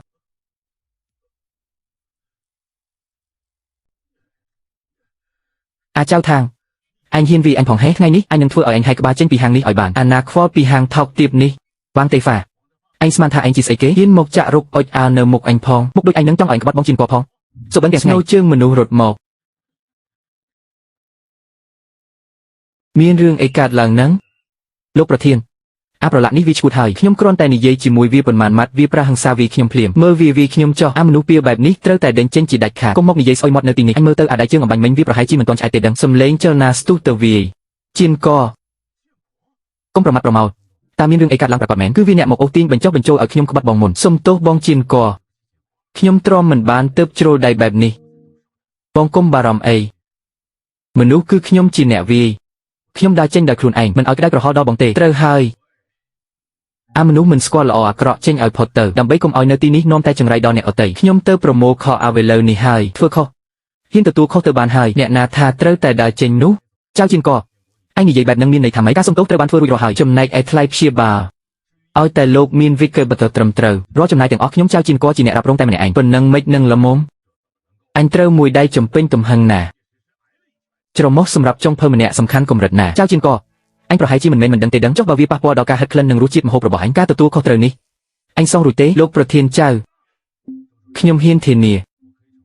មុនពេលច្រមុះរបស់វាងតេហ្វាជាសះស្បើយមុខម្ហូបទាំងអស់ខ្ញុំជាអ្នកទទួលខុសត្រូវធ្វើជំនួសឯប្រាក់ខែដែលត្រូវទទួលបានពីផ្នែកនេះខ្ញុំមិនយកសំបីតែមួយសេនវាអញហើយនៅមានមុខមកដណ្ដើមសិទ្ធិធ្វើម្ហូបរបស់អញទៀតតាមពិតនេះជាផែនការរបស់ប្រធានចៅមិនអាចលើកលែងឲ្យពួកវាស្រួលបែបនេះទេត្រូវតែដេញចេញជាដាច់ខាតបានហើយគ្រាន់តែឈាមច្រមុះបន្តិចបន្តួចសោះធម្មតាអញហាន់បន្លែមួយដៃឈាមហូរច្រើនជាងនឹងផងមានរឿងអីត្រូវធ្វើជារឿងធំដុំនោះរឿងធំប៉ុណ្ណាទៅប៉ុន្តែលោកប្រធានបែកគ្នាទៅធ្វើការវិញទៅមេក្តៅចង់ងាប់ហើយគុំនាំគ្នាក្តៅក្រហាយពេកជៀនកអញនឹងចៅທາງមកជួយលើកអីវ៉ាន់អញបន្តិចមក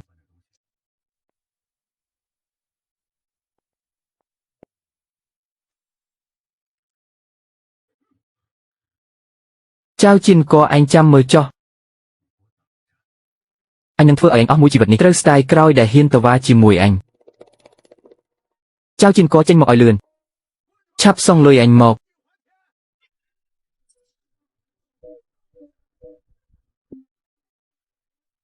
អាលីវ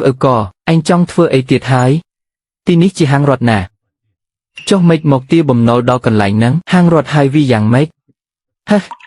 ការពុកអញឈឺធ្ងន់ចិត្តងាប់ម៉ែឯងមករកខ្ចីលុយបងធំអញ10រៀលយកទៅមើលជំងឺសង្គ្រោះជីវិតរឿងនេះឯងភ្លេចហើយអី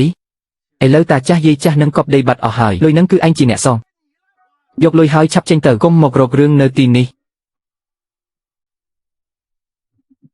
អាណាប្រាប់ឯងថាសងតែ10រៀលផ្ទះឯងខ្ចីលុយមិនបាច់គិតការប្រាក់ទេអីអញប្រាប់ឯងឲ្យដឹងថ្ងៃនេះបើមិនបាន30រៀលទេរឿងនេះមិនចប់ងាយទេវើយ30រៀលអាលីវឯងឈួតព្រោះក្រពេកមែនយ៉ាងណាក៏ដោយបើថ្ងៃនេះគ្មានលុយទេអញមិនទៅណាទាំងអស់ឲ្យអ្នកក្រុងនេះមើលទាំងអស់គ្នាហ្មងទៅថាចុងភើហាងរត់គឺជាអាមនុស្សជំពាក់បំណុលគេមិនសងអ្នកទាំងអស់គ្នាឆាប់មកមើលមកចុងភើហាងរត់ចៅជីនកជំពាក់លុយគេមិនសងទេវើយ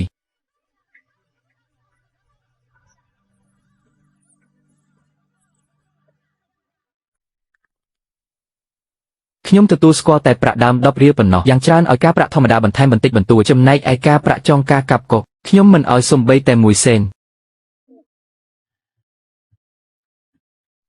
លោកត្រូវវ៉ាងយើងនិយាយគ្នារួចហើយណាខ្ញុំគ្រាន់តែទៅរករឿងដល់កន្លែងធ្វើជាសម្ដែងបន្តិចបន្តួចពិតជាឲ្យ50រៀលមែនហេកុំបារម្ភឲ្យតែឯងសម្ដែងឲ្យសមទៅអាចធ្វើឲ្យអាចៅជិនកទៀតចេញពីឲ្យលុយឯងភ្លាមលោកគ្រូទុកចិត្តចោះរឿងនឹងខ្ញុំជំនាញណាស់ទីនេះថារៀបចំជូនយ៉ាងរលូនមកមិនសងលុយមែនទេអញ្ចឹងឯងកុំសង្ឃឹមថាបានធ្វើការនៅទីនេះសុខស្រួលឲ្យសោះពួកយើងតោះយើងចូលទៅជួយមើលការខុសត្រូវហាងវាបន្តិចទៅមើលភាំងធ្វើអីមិនឃើញភ្ញៀវមកទេអី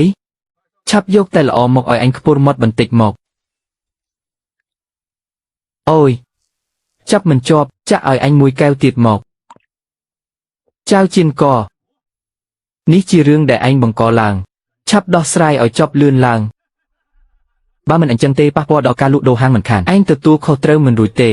ហ៊ានមករករឿងដល់ក្នុងហាងផងខ្ញុំទៅវាជាមួយវាហ្មងទុកចិត្តចុះទុកឲ្យខ្ញុំចាត់ការអូខេឯងខ្លាំងអញខ្លាចឯងហើយលុយ30រៀលនេះអញស្ងែងចាត់ទុកថាឯងស្គាល់កាលៈទេសៈឆាប់យកលុយមកឥឡូវអញគ្មានលុយជាប់ខ្លួនទេឯងចេះតែមកឈររងនៅទីនេះពួកអញក៏មិនសូវស្រួលមុខដែរយកចេះចុះឯងនាំគ្នាចេញទៅក្រៅសិនទៅទុកពេលឲ្យអញកន្លះម៉ោងអញទៅបើកប្រាក់ខែមុនពីលោកប្រធានសិនក៏បានយ៉ាងណាអញក៏រត់មិនរួចដែរ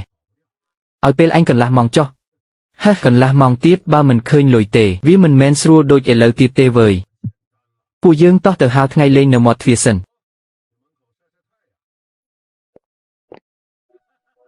លោកប្រធានមានការអីមែនអញពិតជាធានាថាអាចដេញពួកវាចេញបានមែនទេប្រកាសណាស់លោកប្រធានចាំតែមើលរឿងល្អទៅបានហើយបាន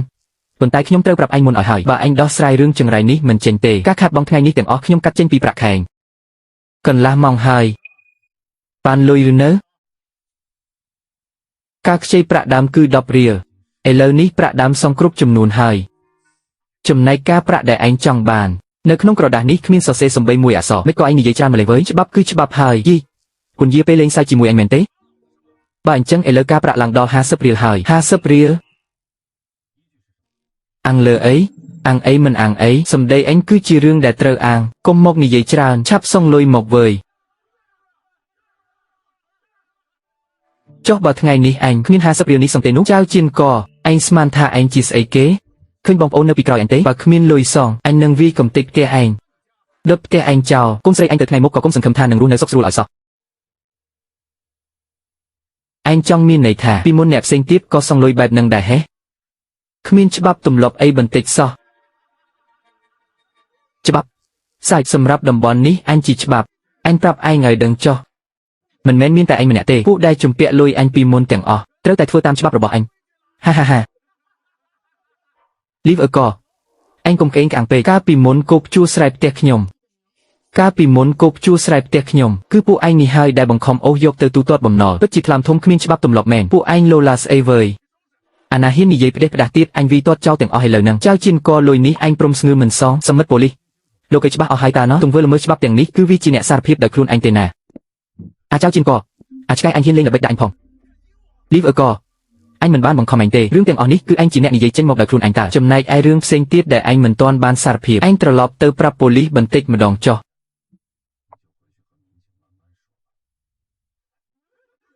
កុំកំរើកមិនពាក់ព័ន្ធនឹងពួកខ្ញុំទេបងពួកខ្ញុំត្រូវឲ្យកបោកឲ្យមកធ្វើជាគ្នាទេចង់ចាប់វាទៅបងសមិទ្ធប៉ូលីសយកច្រឡំទេជាការយកច្រឡំទេពួកយើងគ្រាន់តែលេងសើចទេបងសមិទ្ធប៉ូលីសកុំជឿសម្ដីបោកប្រាស់របស់វាឲ្យសោះអាម្នាក់នេះធ្លាប់ធ្វើរឿងអាក្រក់គ្រប់យ៉ាងនៅក្នុងភូមិកាលពីមុនខ្ញុំគ្រាន់តែខ្ចីលុយវា2រៀលសោះវាគិតការប្រាក់កាប់ក៏ឡើងដល់រាប់សិបថែមទាំងបង្ខំអូសយកគោកជួស្រែផ្ទះខ្ញុំទៅទូទាត់បំណុលទៀតគ្មានច្បាប់ទម្លាប់បន្តិចសោះសាក់សីនឹងវត្ថុតាំងមានគ្រប់អស់ហើយអញនៅមានអីត្រូវប្រកែកទៀតទេនាំខ្លួនវាទៅវ៉ាងតេហ្វាជួយអញផងមើលគឺអញតើគឺអញច្បាស់ណាស់ដែលជាអ្នកជួលអញមកគឺអញជាអ្នកអញមករករឿងចៅជៀនកមិនក៏អញមិននិយាយអីចឹងហាអញកំពុងនិយាយរឿងឈួតឡប់អីហ្នឹងអញមិនដែលស្គាល់អញផងកុំមកចោទប្រកាន់អញផ្ដេសផ្ដាស់វើយសមិទ្ធប៉ូលីសឆាប់នាំខ្លួនវាចេញទៅអាវ៉ាងតេហ្វាឆ្កែអញចាំមើលចោះថ្ងៃណាអញចេញមកវិញទីមួយដែលអញត្រូវសម្លាប់គឺឯងនឹងហើយបងចៅមេចុងភៅចៅខ្ញុំខុសហើយខ្ញុំជាមនុស្សថោកទាបលោកជាអ្នកមានចិត្តទូលាយសូមមេត្តាចាត់ទុកខ្ញុំត្រឹមតែជាធូលីដីហើយដោះលែងខ្ញុំម្ដងទៅបង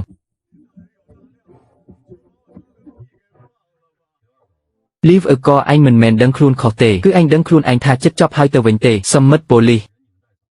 ជួយនាំវាចេញទៅផងដោះស្រាយតាមច្បាប់ចុះ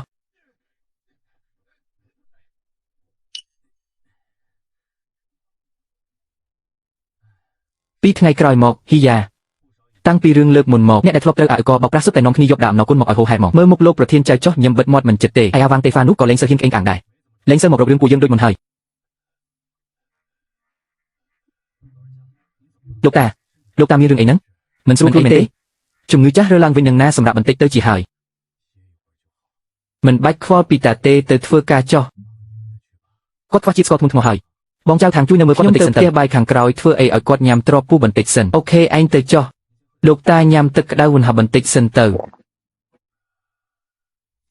ខ្ញុំធ្វើមុខម្ហូបផ្សេងមិនទាន់ទេមានតែបាយឆាស៊ុតមួយចាននេះតាញ៉ាំទ្របពូបណ្ដោះអាសន្នសិនទៅ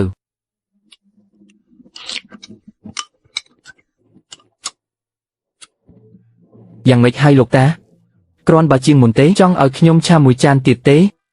មិនបាច់ទេក្មួយអរគុណច្រើនមនុស្សចាស់អញ្ចឹងឯងឈឺនេះឈឺនោះមិនលុះទេប៉ុន្តែបាយឆាស៊ុតឯងនេះធ្វើបានមិនអន់ទេគ្រាន់តែការគ្រប់គ្រងភ្លើងនិងរសជាតិនៅខ្វះបន្តិចបន្តួចលោកតាឈឺដល់ថ្នាក់នឹងហើយនៅរើសទៀតអីមាត់វារើសទម្លាប់ទៅហើយបាយឆានេះមានក្លិនឈ្ងុយគ្រាប់គ្រាន់ហើយប៉ុន្តែមុនពេលដួសដាក់ចានបើបានរោយម្រេចចាស់ពីលើបន្តិចនោះវានឹងជួយលើករសជាតិកាត់បន្ថយក្លិនឆ្អាបនិងបង្កើនភាពស្រស់របស់ម្ហូបបាយឆាមួយចាននេះនឹងកាន់តែមានរសជាតិឆ្ងាញ់ឡើងមួយកម្រិតទៀតជាមិនខានអ្នកណាគេធ្វើបាយឆាដាក់ម្រេចទៅលោកតាស្ដាប់តាមប្រសាសន៍លោកតាប្រាប់អំបញ្ញមិញលោកតាប្រកាសជាកំពូលអ្នកជំនាញខាងធ្វើម្ហូបហើយមនុស្សចាស់ដូចតាគ្រាន់តែចេះតែនិយាយផ្ដេសផ្ដាស់ទេកុំទុកក្នុងចិត្តអីអរគុណសម្រាប់បាយឆានេះណាតាមានការទៅសិនហើយតាចាស់ម្នាក់នេះហាក់ដូចជាមានចរិតប្លែកគេម្យ៉ាងតោះត្រឡប់ទៅធ្វើការវិញអ្នកទាំងអស់គ្នាជប់ដៃបន្តិចសិនខ្ញុំមានរឿងសំខាន់ចង់ប្រាប់3ថ្ងៃទៀតលោកអភិបាលស្រុកគូនឹងនាំក្រុមពាណិជ្ជករមកពីខាងត្បូងមកញ៉ាំអាហារពេលល្ងាចនៅហាងយើងពិធីជប់លៀងមួយនេះមិនមែនលំទេ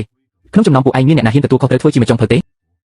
អ្នកណាហ៊ានទទួលការងារនេះប្រាក់រង្វាន់ខែនេះនឹងកើនឡើងទ្វេដងលោកប្រធានរឿងនេះចាំបាច់ពិបាកគិតធ្វើអីអ្នកដែលស័ក្តិសមបំផុតគឺចៅជៀនកនឹងហើយជៀនកមួយរយៈនេះកំពុងឡើងកោតសមត្ថភាពគេអ្នកណាក៏បានឃើញគ្រប់គ្នាសុទ្ធតែទុកចិត្តគេពិធីជប់លៀងនេះទុកចៅជៀនកទទួលខុសត្រូវទាំងអស់ទៅគឺស័ក្តិសមបំផុតហើយយ៉ាងម៉េចដែរជៀនកអញប្រហែលជាគ្មានយោបល់អីទេ ជាងក៏ឥឡូវនេះក្នុងផ្ទះបាយមានតែទឹកដៃអញទេដែលថេជាងគេហើយធ្វើការបានល្អជាងគេពិធីជប់លៀងមួយនេះតាក់ទងនឹងមុខមាត់ហាងយើងនិងជារឿងសំខាន់របស់ថ្នាក់ស្រុកផងឯងអាចទទួលរ៉ាប់រងបានទេបាត់បានឲ្យតែលោកប្រធានយល់ព្រមខ្ញុំអាចទទួលខុសត្រូវរឿងនេះបានអស្ចារ្យណាស់អញ្ចឹងខ្ញុំនឹងបញ្ជូនឈ្មោះទៅថ្នាក់លើនេះហើយចាំសិនលោកប្រធានលោកជួយប្រាប់ខ្ញុំបន្តិចមកមើលតើលោកអភិបាលស្រុកគូគាត់ចូលចិត្តរសជាតិបែបណាហើយដំអីខ្លះដើម្បីឲ្យខ្ញុំងាយស្រួលរៀបចំមុខម្ហូបទុកមុនកុំឲ្យមានបញ្ហាពេលគាត់មកដល់តាមពិតទៅរឿងនេះក៏មិនពិបាកអីណាស់ណាដែរលោកអភិបាលស្រុកគូគាត់ជាមនុស្សត្រង់ទៅត្រង់មកចិត្តបានហើយស្រួលចុះសម្រងណាស់គ្រាន់តែថាមិនទៅលោកប្រធានគ្រាន់តែថាគាត់រើសចំណីបន្តិចសម្រាប់រឿងហូបចុកគាត់មកចត់ហើយអណ្ដាតគាត់មុតណាស់លើសពីនេះអាហារពេលល្ងាចនេះគាត់បានបញ្ជាក់ចំថានឹងញ៉ាំមុខម្ហូបបុរាណមួយដែលគេលែងសូវចេះធ្វើបាត់ទៅហើយគឺម្ហូបថ្លើមឆាស្បៃជូមុខម្ហូបមួយនេះខ្ញុំធ្លាប់តែឈ្មោះនិងដឹងពីវិធីធ្វើទ្រូប៉ុណ្ណោះតែខ្ញុំមិនចេះធ្វើពិតប្រាកដទេចុះចុងភៅក្នុងហាងយើងគ្មានអ្នកណាគេចេះធ្វើសោះហេគ្មានទេមេចុងភៅតែម្នាក់គត់ដែលចេះធ្វើមុខម្ហូបនេះគាត់បានលីឈប់ពីហាងយើងតាំងពី10ឆ្នាំមុនម្លេះអញប្រាប់ឯងឲ្យត្រង់ចុះមុខម្ហូបនេះពេលនេះទូទាំងស្រុកយើងគ្មានអ្នកណាអាចធ្វើបានទេវើយហាខ្ញុំថាហើយអាវ៉ាងទេហ្វាថ្ងៃនេះមិនក៏ផ្លេចម្លេះស្រាប់តែចេញមុខមកគ្រប់គ្រងខ្ញុំតាមពិតវាជីក្រណ្ដៅរងចាំខ្ញុំសោះមិនអីទេលោកប្រធានខ្ញុំនឹងត្រឡប់ទៅសាកល្បងមើលសិនមកអូននឹងកូនសាកភ្លក់មើលបងទើបតែកែរសជាតិវាបន្តិចសាកមើលថារសជាតិលើកនេះត្រូវឬនៅ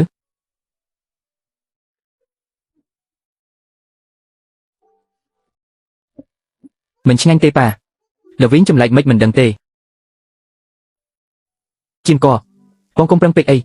ទៅសម្រាប់បន្តិចសិនទៅបងរវល់តាំងពីប្រលប់រហូតដល់ថ្មនេះហើយប្រយ័ត្នឈឺណាចម្លែកម្លេះពិធីឆាថ្លើមស្បៃជូនេះខ្ញុំធ្វើតាមក្បួនចាស់តាំងពីដើមដល់ចប់គ្មានចន្លោះសោះគ្រឿងផ្សំនិងការប្រើភ្លើងក៏ត្រឹមត្រូវតែមិនក៏រសជាតិវានៅតែមិនត្រូវអញ្ចឹងចាំផ្លែតបងថ្លើមឆាស្បៃជូនេះអូននឹកឃើញហើយអូនដូចជាធ្លាប់ញ៉ាំមុខម្ហូបនេះមែនហេណែណាកាលអូននៅក្មេងអូនចាំបានថាមានមិត្តភក្តិពុកម្នាក់មកលេងផ្ទះហើយគាត់ជាអ្នកចូលផ្ទះបាយធ្វើវាផ្ទាល់ដៃមកគ្រាន់តែប៉ុន្មានឆ្នាំនេះមិនដែលបានញ៉ាំទើបអូននឹកមិនឃើញភ្លាមអស្ចារ្យណាស់អញ្ចឹងបងទៅសួរពុកឥឡូវនេះមកថ្មនេះពុកច្បាស់ជាចូលដេកបាត់ហើយចាំស្អែកទៅបងតែរឿងម្ហូបនេះបងពិតជាតតម្រិះមែនបើមិនឆាប់ដឹងឲ្យច្បាស់ទេយប់នេះបងច្បាស់ជាដេកមិនលក់ទេអូនដឹងថាបងប្រញាប់តែចាំស្អែកសិនក៏មិនយឺតពេកដែរតើចាំស្អែកព្រឹកព្រលឹមអូនជូនបងទៅរកពុកបើបងរត់ទៅទាំងកណ្ដាលយប់បែបនេះពុកច្បាស់ជាភ័យស្មានតែមានរឿងធំមិនខានក៏ត្រូវដែរអញ្ចឹងស្ដាប់តាមអូនចុះ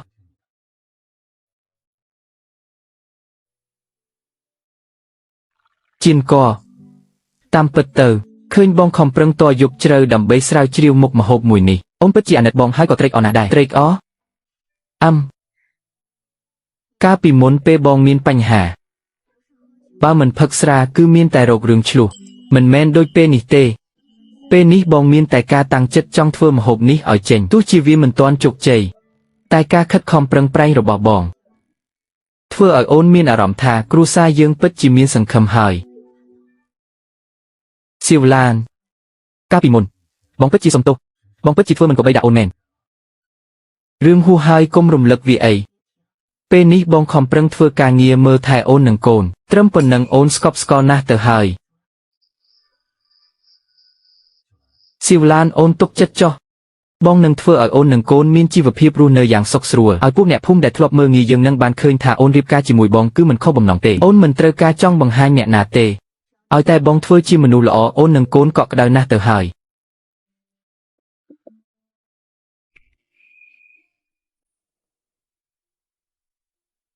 បានហើយ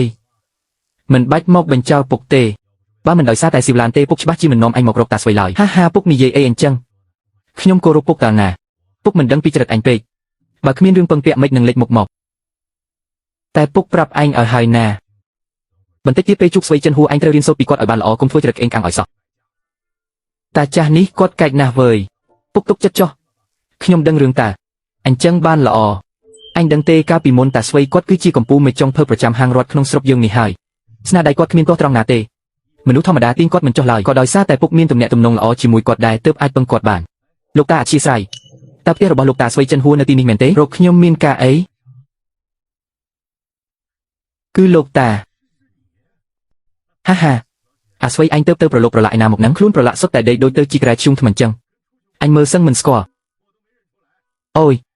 ទំនេរពេកមិនដឹងធ្វើអីក៏ទៅចំការជីកមើមស្បៃយកមកធ្វើស្បៃជ្រក់នឹងណាចុះកំឡុះនេះវាមកជាមួយអញមែនត្រូវហើយនេះគឺចៅជិនកូនប្រសាញថ្ងៃនេះដែលខំមកដល់ទីនេះគឺចង់ពឹងឲ្យអញជួយបង្រៀនមុខម្ហូបមួយដល់វារៀនធ្វើម្ហូបតាលីនអញគួរតែដឹងហើយថាអញឈប់ធ្វើម្ហូបយូរណាស់មកហើយអើយនោះគឺសម្រាប់អ្នកក្រៅទេសម្រាប់យើងទាំងពីរមានអ្នកណាជាអ្នកក្រៅបានឃើញដល់មុខតាចាស់លីនឯងអញនឹងបំពេញវិន័យខ្លួនឯងម្ដងចុះក្មួយប្រុសនិយាយមកមើលចង់រៀនមុខម្ហូបមួយណាចាត់ទុកថាតាសង្គន់បាយឆាសុទ្ធកាលពីលើកមុនចុះលោកគ្រូស្វ័យខ្ញុំចង់រៀនមុខម្ហូបថ្លើមឆាស្បៃជូបាទទៅអញមិនចេះធ្វើទេអាមុខម្ហូបមួយនេះកុំរំលឹកឈ្មោះវាឲ្យអញឲ្យសោះសំលេងបិទទ្វារ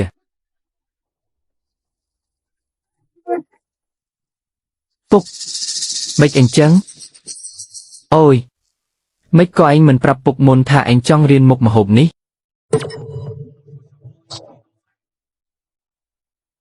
បើដឹងមុនពុកក៏មិននាំឯងមកដែរមុខម្ហូបនេះវាយ៉ាងម៉េចទៅពុកគ្រាន់តែឈ្មោះលោកគ្រូស្វ័យក៏ខឹងច្រឡោតបាត់ទៅហើយអើយឈប់និយាយទៅនិយាយប្រាប់ឯងមួយពេលនេះក៏មិនអស់ដែរគិតរកវិធីចូលទៅខាងក្នុងសិនទៅអាស្វ័យឯងបើកទ្វារសិនមកអញខំទិញស្រាម៉ៅថៃដែលឯងចូលចិត្តមកណាពួកយើងខានជួបគ្នាយូរហើយគួរតែនិយាយគ្នាលេងបន្តិចអញទុកឲ្យឯងឈរនៅក្រៅបែបនេះមើលទៅដូចជាមិនសូវសមទេដឹងបើកទ្វារមកពួកយើងផឹកបណ្ដានិយាយគ្នាបណ្ដាហេចូលមកចុះអញប្រាប់ឲ្យហើយណាញ៉ាំបាយផឹកស្រាធម្មតាបានតែបើចង់ឲ្យអញបង្រៀនមុខម្ហូបនឹងដល់ក្មេងនេះគឺដាច់ខាតមិនបានទេមកជៀនកចាក់ឲ្យលោកពូស្វ័យរបស់ឯងឲ្យពេញមកគាត់មួយជីវិតនេះគ្មានចំណង់ចំណូលចិត្តអីទេក្រៅពីចូលចិត្តស្រាម៉ៅថៃមួយមុខនេះលោកពូស្វ័យខ្ញុំពិតជាឆ្ងល់ណាស់តើមុខម្ហូបនេះមានបញ្ហាអីទៅមិនក៏លោកពូមិនចង់រំលឹកពីវាតតែសោះអញ្ចឹងកុំរំលឹកពីអីបើមិនមែនដោយសារមុខម្ហូបចង្រៃនេះទេក៏អញមិនជួបគ្រូធំរហូតដល់ធ្លាក់ខ្លួនដល់ថ្នាក់នេះដែរហើយក៏មិនកំសត់ដូចសពថ្ងៃនេះដែរអើយនិយាយទៅតាស្វ័យគាត់ពិតជាសេមែនកាលពីប្រហែលឆ្នាំមុនហាងរត់យើងបានរៀបចំពិធីជប់លៀងទទួលភ្ញៀវកិត្តិយសដ៏សំខាន់ម្នាក់តាស្វ័យគាត់ជាមេចុងភៅទទួលខុសត្រូវរៀបចំអាហារតាំងពីដើមដល់ចប់គ្រប់យ៉ាងដំណើរការយ៉ាងរលូនចៃដល់ឯងម្ហូបចុងក្រោយគឺថ្លើមឆាស្បៃជូបែរជាបង្កបញ្ហាធំស្ទើរតែឆក់យកជីវិតភ្ញៀវម្នាក់នោះទៅហើយធ្ងន់ធ្ងរដល់ថ្នាក់នឹងផងតើមានរឿងអីកើតឡើងឲ្យប្រកបទៅភ្ញៀវម្នាក់នោះញ៉ាំម៉ាត់ដំបូងនៅសរសើរថាឆ្ងាញ់នៅឡើយតែមិនបានប៉ុន្មានផងក៏ស្រាប់តែដួលប្រកាច់នៅលើឥដ្ឋហើយខ្លួនប្រាណឡើងកន្ទួលក្រហមពេញសំណាងល្អដែលគេបញ្ជូនទៅមន្ទីរពេទ្យតាន់ពេលបើមិនអញ្ចឹងទេមុខមាត់ហាងរត់យើងច្បាស់ក្រោយមករឿងនឹងហាងរត់ត្រូវសងជំងឺចិត្តគេអស់យ៉ាងច្រើនចំណែកឯតាស្វ័យដែលជាមេចុងភៅធំប្រចាំពិធីជប់លៀងនោះត្រូវទទួលខុសត្រូវទាំងស្រុងហើយក៏ត្រូវគេបញ្ឈប់ពីការងារភ្លាមតែម្ដងដួលប្រកាច់ស្បែកឡើងកន្ទួលក្រហមអាការៈបែបនេះមើលទៅហាក់ដូចជាពលលោហៈធ្ងន់ធ្ងរខ្លាំងណាស់តាលោកពូស្វ័យកាលនោះពេលលោកពូធ្វើមុខម្ហូបនឹងតើលោកពូប្រើឧបករណ៍អីខ្លះហើយដាក់ចានប្រភេទអីឧបករណ៍ធ្វើម្ហូបហេចាំតានឹកសិនកាលនោះសម្ភារៈធ្វើពីសំកំពុងពេញនិយមហាងយើងក៏បានបដូរទៅប្រើវាទាំងអស់ដែររួមទាំងចានដាក់ម្ហូបផងដែរត្រូវហើយអញ្ចឹងត្រូវហើយអាការៈពលនោះគឺមិនមែនបណ្ដាលមកពីមុខម្ហូបរបស់លោកពូទេស្អីគេគល់ខ្ទឹមជូរគឺវាមានជាតិអាស៊ីតខ្លាំងណាស់ទៅហើយបើប្រើប្រាស់ឧបករណ៍ធម្មតាចម្អិនគឺគ្មានបញ្ហាអ្វីទេប៉ុន្តែប្រសិនបើយើងប្រើឆ្នាំងដីដែលមានស្រទាប់សឹមឬចានធ្វើពីសឹមយកមកដាក់មុខម្ហូបដែលមានជាតិអាស៊ីតខ្លាំងនោះអាស៊ីតនឹងធ្វើប្រតិកម្មជាមួយស្រទាប់សឹមបណ្ដាលឲ្យសារធាតុសឹមរលាយចូលទៅក្នុងទឹកស៊ុបឯងចង់មានន័យថាវាមិនមែនជាការពុលអាហារធម្មតាទេគឺត្រូវហើយបាទការដែលភ្ញៀវម្នាក់នោះពោលគឺបណ្ដាលមកពីការបរិភោគសារធាតុសឹមដែលធ្វើឲ្យពុលលោហៈធ្ងន់ធ្ងរបែបនេះលោកពូស្វ័យរឿងកាលពីពេលនោះមិនមែនមកពីបញ្ហាស្នាដៃឬបញ្ហាគ្រឿងផ្សំរបស់លោកពូទេវាមិនមែនជាកំហុសរបស់លោកពូទេតែជាកំហុសរបស់ហាងរត់ដែលរៀបចំការប្រើប្រាស់ឧបករណ៍មិនបានត្រឹមត្រូវទេបាទឯងនិយាយនឹងជាការពិតមែនហេវាមិនមែនជាកំហុសរបស់អញទេហេបើសិនជាលោកពូមិនជឿលោកពូអាចទៅសួរគ្រូពេទ្យឬអ្នកជំនាញនៅមន្ទីរពេទ្យស្រុកបានចម្លើយរបស់ពួកគាត់ច្បាស់ជាដូចអ្វីដែលខ្ញុំនិយាយអញ្ចឹងតាមពិតវាមិនមែនជាកំហុសរបស់អញទេអញហើយអញមួយជីវិតនេះធ្វើម្ហូបប្រយ័ត្នប្រយែងម៉ត់ចត់ណាស់ធ្វើម៉េចនឹងអាចផ្្លាត់ស្នៀតធ្វើឲ្យប៉ះពាល់ដល់ជីវិតមនុស្សអញ្ចឹងបានទៅក្មួយប្រុសអញមិនមែនចង់រៀនមុខម្ហូបថ្លើមឆាស្បៃជូរនេះទេហេតាមតាចូលផ្ទះបាយមកតានឹងបង្រៀនរូបមន្តសម្ងាត់នេះដល់ឯងដោយផ្ទាល់ដៃហ្មងថ្ងៃរៀបចំពិធីជប់លៀងជីនកអញពិតជាយកពីវិធីធ្វើថ្លើមឆាស្បៃជូរនឹងហើយមែនទេទុកចិត្តចុះឯងចាំតែជួយធ្វើជាកូនកែអញទៅបានហើយជីនកឯងចេះហាន់លឿនម្លេះតើកាលណាទើបអញអាចហាន់បានជំនាញដូចឯងអញ្ចឹងទៅយកគ្នាចិញ្ច្រាំមកឲ្យអញបន្តិចមក ជំនាញហាន់សាច់គ្មានអាចកំបាំងអីច្រើនទេសំខាន់គឺការព្យាយាមអនុវត្តឲ្យបានច្រើនចំណែកឯសាច់ក្តាមនេះឯងត្រូវចាំឲ្យច្បាស់ណាកុំហាន់ក្រាស់ពេកឬស្ដាំពេកត្រូវឲ្យវាមានកម្រិតហាន់ក្រាស់ពេកពេលឆាទៅវានៅតែមានក្លិនឆ្អាបបើហាន់ស្ដាំពេកឆាឆ្អិនពេកសាច់វានឹងស្វិតរឹងតតែហាន់ឲ្យស្មើគ្នាល្អរួចចាំគ្រប់គ្រងភ្លើងឲ្យបានត្រឹមត្រូវទើបឆាចេញមកវាមានរសជាតិស្រស់និងឆ្ងាញ់គឺជាសាច់ដែលផុយស្រួយបើយើងប្រឡាក់ម្សៅឆាបន្តិចវានឹងជួយរក្សាជាតិទឹកពេលយើងច្របាច់វាមិនឲ្យបែកវិធីនេះធ្វើឲ្យគ្រឿងចូលជាតិបានល្អនិងរក្សាភាពស្រស់ទន់របស់សាច់បានវាលងទន់និងមិនរឹងស្វិតរលាយក្នុងមាត់ថ្មយកស្បៃជូរដែលសម្រស់ទឹករួចទុកមួយឡែកសិនទៅចៅថាងឯងនាំអ្នកផ្សេងទៅរៀបចំគ្រឿងផ្សំផ្សេងទៀតនៅខាងក្រៅសិនទៅរូបមន្តពិសេសប្រចាំមុខម្ហូបនេះខ្ញុំសន្យាជាមួយលោកពូស្វ័យហើយថាមិនអាចប្រាប់អ្នកណាបានទេទុកឲ្យខ្ញុំចាត់ការនៅទីនេះម្នាក់ឯងចុះអូខេគ្មានបញ្ហាទេបងជីនកប្រាប់ឲ្យពូយើងចេញទៅរៀបចំគ្រឿងនៅខាងក្រៅសិនតោះមកតាមខ្ញុំមកបាទតោះអាចៅជីនកវាពិតជាអាចធ្វើវាចេញមែនមិនបានទេត្រូវតែរៀបចំដៃជើងបន្តិចសិនហើយ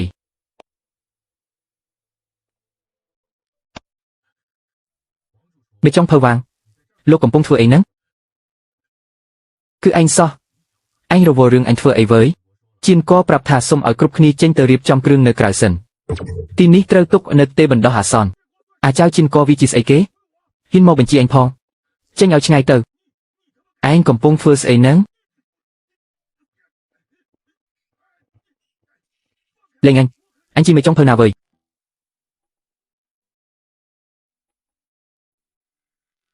លោកអភិបាលស្រុកគូ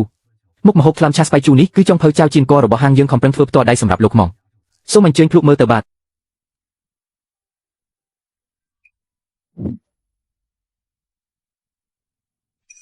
សម្រេចហើយអាចៅជីនកពិតជាធ្វើខូចមែនតែនឹងចៅជីនកអញមើលថាអញធ្វើស្អីឲ្យគេស៊ីហ្នឹងលោកអភិបាលស្រុកញ៉ាំទៅមានបញ្ហាបាត់ហើយមុខម្ហូបកិត្តិយសប្រចាំហាងរដ្ឋត្រូវឯងធ្វើខូចខ្ទេចអស់ហើយពិតជាធ្វើឲ្យខូចឈ្មោះហាងមែនឯងមិនស័ក្តិសមស្លៀកឯកសណ្ឋាននេះហើយក៏មិនស័ក្តិសមនៅទីនេះទៀតដែរលេងដែរ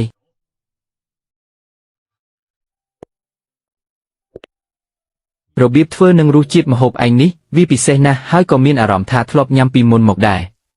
តើឯងស្គាល់ស្វីចិនហួរដែរទេបាទស្គាល់មុខម្ហូបក្លាំឆាស្បៃជូរនេះគឺគាត់ជាអ្នកបង្រៀនខ្ញុំបាទខ្ញុំថាហើយពិតជាទឹកដៃតាចាស់ស្វីមែនកាលនៅក្មេងខ្ញុំធ្លាប់ញ៉ាំក្លឹមឆាស្បៃជូរដែលគាត់ធ្វើម្ដងដែរហើយខ្ញុំមិនដែលភ្លេចសោះរហូតមកដល់ពេលនេះនឹកស្មានមិនដល់ថាប៉ុន្មានឆ្នាំក្រោយមកខ្ញុំនៅតែអាចញ៉ាំរសជាតិដើមដ៏ឈ្ងុយឆ្ងាញ់នេះទៀត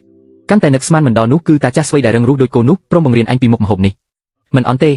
មិនអាចទៅរួចទេតាចាស់ស្វីចិនហួរនៅរស់ទៀតហេហើយថែមទាំងបង្រៀនចៅជីនកទៀតផ្អែកលើអីទៅប្រធានចៅខ្ញុំគិតថាតំណែងមេចុងភៅប្រចាំហាងអ្នកគួរតែដល់ពេលផ្លាស់ប្ដូរឲ្យមើលទៅបាទលោកអភិបាលមានប្រសាសន៍ត្រូវណាស់បាទខ្ញុំឃើញថាចុងភៅចៅនេះគាត់មានជំនាញធ្វើម្ហូបពូកែហើយចរិតក៏ចាស់ទុំល្អស័ក្តិសមនឹងតំណែងជាមេចុងភៅណាស់ថ្ងៃមុខអ្នកគួរតែបណ្ដុះបណ្ដាលគាត់ឲ្យបានល្អផងយល់ហើយបាទលោកអភិបាលជីនកចាប់ពីថ្ងៃនេះទៅឯងគឺជាមេចុងភៅថ្មីប្រចាំហាងរដ្ឋយើងហើយអញដឹងហើយតាមពិតអញរៀបផែនការតាំងពីដំបូងមកម្លេះអញតាំងចិត្តជីករណ្ដៅកប់អញនៅទីនេះមែនទេអាចឆ្កែកាច់ពីស្ពូលជីនកអូយមិនមែនទេមេចុងភៅចៅអបអសាទរផងណាទើបតែមកធ្វើការបានប៉ុន្មានខែសោះឡើងធ្វើមេចុងភៅបាត់ថ្ងៃក្រោយកុំភ្លេចជួយណែនាំខ្ញុំផងណាហាហាថ្ងៃក្រោយសូមបងប្អូនជួយណែនាំផងបាទជីនកយប់នេះត្រឡប់ទៅប្រាប់រឿងនេះដល់ប្អូនថ្លៃផងនាងប្រកាសជាសប្បាយចិត្តមិនខានចៅថាងលឿនឡើងប្រពន្ធឯងឆ្លងទន្លេពិបាកធ្លាក់ឈាមខ្លាំងណាស់ឥឡូវគេបញ្ជូនទៅពេទ្យហើយឯងឆាប់ទៅមើលនាងទៅនៅឈោភាំងធ្វើអីទៀតប្រញាប់ទៅពេទ្យភ្លាមទៅជីនកស៊ីវឡានអរគុណអ្នកទាំងពីរណាស់អរគុណខ្លាំងណាស់សគុណធំធេងថ្ងៃនេះខ្ញុំចៅថាងនឹងចងចាំទុកមួយជីវិតបើមិនបានប្តីប្រពន្ធឯងជួយទេជីវិតគួយហ្វឹងនឹងកូនខ្ញុំច្បាស់ជាមិនអាចរស់ទេបងចៅថាងបងធ្វើអីហ្នឹងឆាប់ងើបឡើងសុទ្ធតែជាបងប្អូននឹងគ្នាមានរឿងអីត្រូវជួយគ្នាជារឿងធម្មតាទេត្រូវហើយបងកុំយំអីខ្ញុំគ្រាន់តែចង់យកកំហុសបន្តិចបន្តួចទៅឲ្យបងស្រីគួយហ្វឹងក៏ចៃដន្យឲ្យទៅជួបពេលគាត់មានបញ្ហាសំណាងល្អដែលបញ្ជូនមកពេទ្យតាន់ពេលសគុណរបស់អ្នកទាំងពីរខ្ញុំចៅថាងនឹងចងចាំទុកមួយជីវិតសម្រាប់ថ្លៃវះកាត់ទាំងអស់ដែលពួកឯងជួយចេញមុននេះថ្ងៃក្រោយទោះត្រូវបម្រើពួកឯងដូចគោដូចសេះក៏ខ្ញុំនឹងសងពួកឯងវិញឲ្យអស់ដែរគ្រួសារតែមួយមិនបាច់និយាយរឿងនេះទេជីនកកាលពីមុនបងជាមនុស្សចិត្តចង្អៀតមាត់អាក្រក់ចូលចិត្តនិយាយដើមបង្អាប់ឯងពីក្រោយខ្នងឯងកុំប្រកាន់ខឹងនឹងបងអីណាមិនអីទេបងស្រីរឿងពីមុនបងនិយាយក៏ត្រូវដែរពីមុនខ្ញុំពិតជាមនុស្សរស់នៅគ្មានកំណើតមែនពេលនោះបងនិយាយអញ្ចឹងក៏ព្រោះតែបារម្ភពីបងចៅថាងដែររឿងហួសហើយកុំរំលឹកវាអីបង Chin co siêu lan. Ngày mốc bà đây propon anh miên ca ấy trơ ca pù dương chui sầm bay tai bẩn tịch. Pù dương nâng tới chui phim mình ở dịp bề tề. Bắt anh chân dương prom prieng khnia tam nâng cho. Bong trao thang bong nơ pet mơ thai bong srei nâng côn ở ban lọ tờ. Nhôm nâng siêu lan xông trở lọp tờ môn sân hơi nàn nàn nơ pte mà nè anh. Ok chăm nhôm chun tờ. Mình ấy tê chăm nhôm chun nè tờ tờ. Sầm năng lọ đại ngày ní mình miên rương ấy cạt lang nâng hơi. Mền hơi nhôm miên rương mùi trong bị phía xa chỉ mùi ôn chui. Chui phong. Chui. Chui phong siêu lan ôn nơ tì ní sân hơi chăm bong tờ mờ. Chắc sơ bong treoประหยัดnà. Bà khơi miên cru thnaประหยัดรถ mọc công nờ nâng. Công bà ròm ấy. Chui. Chui phong. Miên nẹ nà ọt chui phong. Srai tiết srai anh sầm lập cho lời nâng lên đầy. Mình ấy tê đấng. Treo rồi bú trong nà ọt. ọt ấy tê nhôm mình ấy tê sầm nàng hơi đại ban lục mọc toàn. Cứ chỉ nè. Chiên co ẩm bánh mình ôn khơi miên mình u rột cắt bong mình ấy tê mền ọt. Nè tèng pi squat khnia hé. Siêu lan quạt ni hơi đại bong thọp rạp ôn vì một nút chỉ thay kẻ sông mọc vì sân chân nụ ấy. Chai đòn mà lấy trong phơi chào. Nexman mình đo so thà ai chụp lục nơi tì ní ẩm bánh mình ní bà công tại bàn lục nhôm bác chỉ miên rương mình khản. Rương tôi tại tê oi tai mình ấy co lọ hài. Giúp pro lục dạng ní mình nè anh vi mình sơ miên sờ vào tập hiệp tê chăm nhôm nâng siêu lan chu nè niên tới cho. Mình ấy tê mình bạch tê tam pất nhôm còn nơi tì ní chăm kê đài quát pro hai chi chết mọc đỏ hài. Ok. Anh chẳng pù dương xông lia sân hai nẹ niênประหยัดประหยัดphòng. Trong phơi chào xông rong chăm bẩn tịch sân trong phơi chào lột thọp cất tròn. Bạc hang khuôn anh đai rửa ọt. Bạc hang. Cha sò. Lô có đằng đài thạc nhôm một bì sân chân tì nú chắp đam bạc tu lì hai ở ca rục xì miên nờ cụp tì cần lạnh. Mình du tê ca cái tùm rồng ní bác chỉ rìa đà một đào tì ní mình khán nhôm miên cùng rồng trong bạc tì xa nờ tì ní mùn kể. Hai có trong rốt mình nú để ai túc chất ban đầm bấy chô hôn rốt si chỉ mùi khnia. Thay kẻ sông lục niên pro hai chỉ rốt không mình nú hai lờ ní nhôm khmiên lôi mùi rìa chọc khuôn tê. Lôi ẩm bánh mến có dốc tờ ở mật phép bóng thay pet ở tờ hai nẹ niên trong rốt nẹ chô hôn tại nhôm khmiên đàm tổn tê. Nhôm mình trơ ca ở lục chênh lôi tê mình bạch chênh lôi. Cha sò. Lôi nhôm miên hai ở vây để nhôm khoa nú cứ mình nú mình nẹ để squat pika rốt xin nì. Miênสมรรถភាពនឹងគួរឲ្យទុកចិត្តបានមហូបរបស់លោកយប់នេះធ្វើឲ្យខ្ញុំពេញចិត្តខ្លាំងណាស់ហើយរឿងអំបញ្ញមិញនេះទៀតបើជាអ្នកផ្សេងច្បាស់ជាមិនហ៊ានចូលជួយទេតែលោកបែរជាហ៊ានចូលជួយដែលនេះបញ្ជាក់ឲ្យឃើញពីទឹកចិត្តដ៏ល្អរបស់លោកហេតុនេះហើយទើបខ្ញុំគិតថាលោកគឺស័ក្តិសមបំផុតនៅគិតរឿងដែលថៅកែសុំនិយាយមែនទេមិនទាន់សម្រេចចិត្តបានទេហេមិនមែនសម្រេចចិត្តមិនបានទេគ្រាន់តែបងគិតថាថ្ងៃនេះវាមកដល់លឿនជាងអ្វីដែលបងគិតទុកថ្ងៃអីទៅឱកាសបើខាងរកស៊ីខ្លួនឯងនោះអីមួយរយៈនេះបងតែងតែគិតថាបើពឹងតែលើប្រាក់ខែប៉ុន្មានសិបយន់នេះទោះធ្វើការមួយជីវិតក៏មិនអាចចិញ្ចឹមគ្រួសារបានស្រួលបួលដែរបើមានរឿងអ្វីកើតឡើងដូចយប់មិញនេះគឺពិបាកមកសំបីលុយសម្រាប់ដោះស្រាយបញ្ហាក៏គ្មានផងអញ្ចឹងបានជាបងចង់យល់ព្រមជាមួយថៅកែសុងហេម្យ៉ាងទៀតបងជឿថាថ្ងៃអនាគតនឹងកាន់តែល្អប្រសើរឡើងអ្នកដែលហ៊ានតស៊ូច្បាស់ជាអាចទៅបានឆ្ងាយជាងអ្នកដែលនៅតែមួយកន្លែងបើសម្រេចចិត្តហើយធ្វើទៅចុះកុំបារម្ភពីរឿងនៅផ្ទះអីអូនមិនខ្លាចបងខាត់អស់លុយពីខ្លួនទេហេបើខាត់អស់អូននឹងរួមសុខរួមទុក្ខជាមួយបងដើម្បីរកវាមកវិញគ្រួសារយើងក៏មិនមែនថាមិនធ្លាប់លំបាកឯណាយុគសម័យនៃការកែតម្រង់សេដ្ឋកិច្ចនឹងមកដល់ឆាប់នេះហើយក្នុងជាតិនេះបងត្រូវចាប់យកឱកាសនេះឲ្យបានល្អបំផុតប្រធានខ្ញុំមានរឿងចង់ពិភាក្សាជាមួយលោកជាងក៏ចាំបន្តិចសិនឥឡូវខ្ញុំកំពុងតែរវល់មានរឿងអីចាំនិយាយគ្នាពេលក្រោយខាងនោះឆាប់លៀងបន្លាយឲ្យលឿនឡើងប្រធាននេះគឺជាពាក្យសុំលីឈប់របស់ខ្ញុំរំខានប្រធានជួយស៊ីញ៉េឲ្យខ្ញុំផងលីឈប់ជាងក៏អញលេងសើចជាមួយខ្ញុំមែនទេអត់ទេខ្ញុំនិយាយមែនខ្ញុំសុំលីឈប់អញត្រូវគេធ្វើបាបមែនទេប្រាប់ខ្ញុំមកខ្ញុំជួយរកយុទ្ធធម៌ឯងឬមួយក៏គិតថាប្រាក់ខែតិចយើងអាចពិភាក្សាគ្នាបានអត់ទេប្រធាននេះជាការសម្រេចចិត្តរបស់ខ្ញុំសូមប្រធានជួយអនុម័តឲ្យផងជាងក៏ឯងឥឡូវនេះជាចុងភៅធំប្រចាំហាងយើងណាមនុស្សប៉ុន្មានអ្នកដែលចង់បានតំណែងនេះប៉ុន្តែមិនបានដូចចិត្តឯងថាលេងយកគឺលេងយកអញ្ចឹងហ្មងហេជាងក៏ឯងខំប្រឹងទម្រាំតែបានមកដល់ចំណុចនេះមិនក៏សុកសុំលីឈប់អញ្ចឹងមនុស្សយើងគង់តែត្រូវមានមុខរបរខ្លួនឯងនឹងឯងខំប្រឹងធ្វើការទៅខ្ញុំជឿជាក់លើឯងប្រធានខ្ញុំទ្រាំលេងបានទៀតហើយអាចៅជាងក៏នេះវាសាហាវពេកហើយឥឡូវនេះវាឡើងកូដហើយបានជាវិហានលីឈប់ដោយមិនខ្វល់បែបនេះមិនហៅថារមើលគុណទេហេ បានហើយមនុស្សក៏ទៅបាត់ហើយមិនបាច់និយាយអ្វីទៀតទេ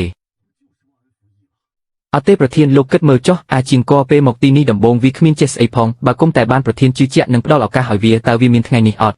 ឥឡូវនេះគ្រាន់តែរៀនចេះធ្វើម្ហូបហើយវាចង់ដោះដៃចោលយើងមកប្រធានអាចទ្រាំបានតែខ្ញុំទ្រាំមិនបានទេ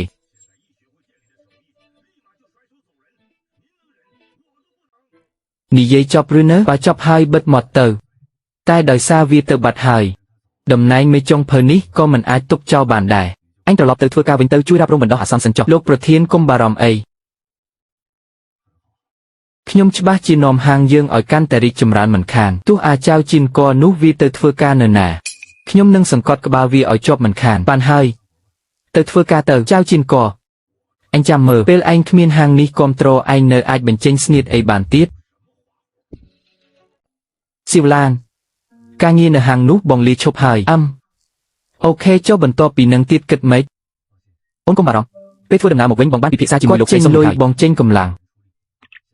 យើងទិញហាងមួយសិនហើយបើកភោជនីយដ្ឋានផ្ទាល់ខ្លួនតែម្ដងភោជនីយដ្ឋានផ្ទាល់ខ្លួនយើងហេត្រូវហើយជារបស់យើងអូខេអូនជឿជាក់លើបងប៉ុន្តែបងក៏កុំប្រឹងពេកដែរបើខាងថ្មីរឿងញញច្រើនណាស់កាលពីមុនអូនធ្លាប់ជួយមើលបញ្ជីពុកអូនចេះកត់ត្រានិងគិតលុយតើដល់ពេលនោះការងារអស់នេះទុកឲ្យអូនចាត់ការចុះបងផ្ដោតតែលើការងារបងទៅបានហើយហាងនេះរកបានសម្រេចហើយគ្រាន់តែហាងនេះវារៀងធំបន្តិចបើពឹងតែកម្លាំងខ្ញុំម្នាក់ឯងខ្លាចថាចាត់ការមិនទាន់ទេអញ្ចឹងបន្ថែមខ្ញុំម្នាក់ទៀតមកបងចៅທາງបងមកទីនេះមានការអីម៉ោងនេះគួរតែជាម៉ោងធ្វើការនៅហាងតាណោះខ្ញុំលាឈប់ហើយលាឈប់ហេខ្ញុំឮថាលោកប្រធានចង់បណ្ដោះបណ្ដាលបងតាបណ្ដោះបណ្ដាលស្អីទៅខ្ញុំចូលទៅបានដោយសារបងតាពេលនេះបងលាឈប់បាត់ហើយខ្ញុំនៅទីនោះធ្វើអីទៀតឲ្យខ្ញុំឃើញមុខអាវ៉ាងទេហ្វារាល់ថ្ងៃស៊ីបាយសិនមិនចូលផងយ៉ាងម៉េចដែរថៅកែចៅឥឡូវខ្ញុំអត់ការងារធ្វើទេណាផ្ដល់ឱកាសឲ្យខ្ញុំផងបងឯងនិយាយអីអញ្ចឹងខ្ញុំកំពុងតែពិបាកចិត្តរឿងរកអ្នកជួយការងារផងហ្នឹង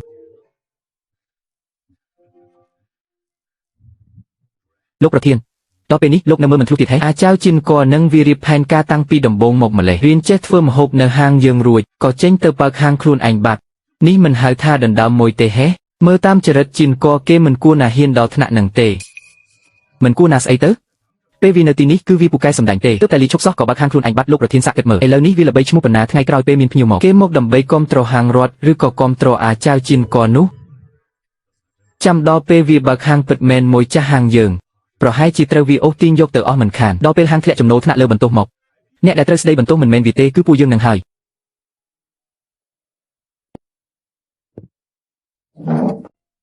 ជីនកមើលដាក់ស្លាកបែបនេះអូខេអត់រំកិលទៅឆ្វេងបន្តិចទៀតបើទៅឆ្វេងទៀតបិទផ្លូវតាចាស់នេះបាត់ហើយក្មួយលោកពូស្វ័យលោកពូមកទីនេះមានការអីជីនក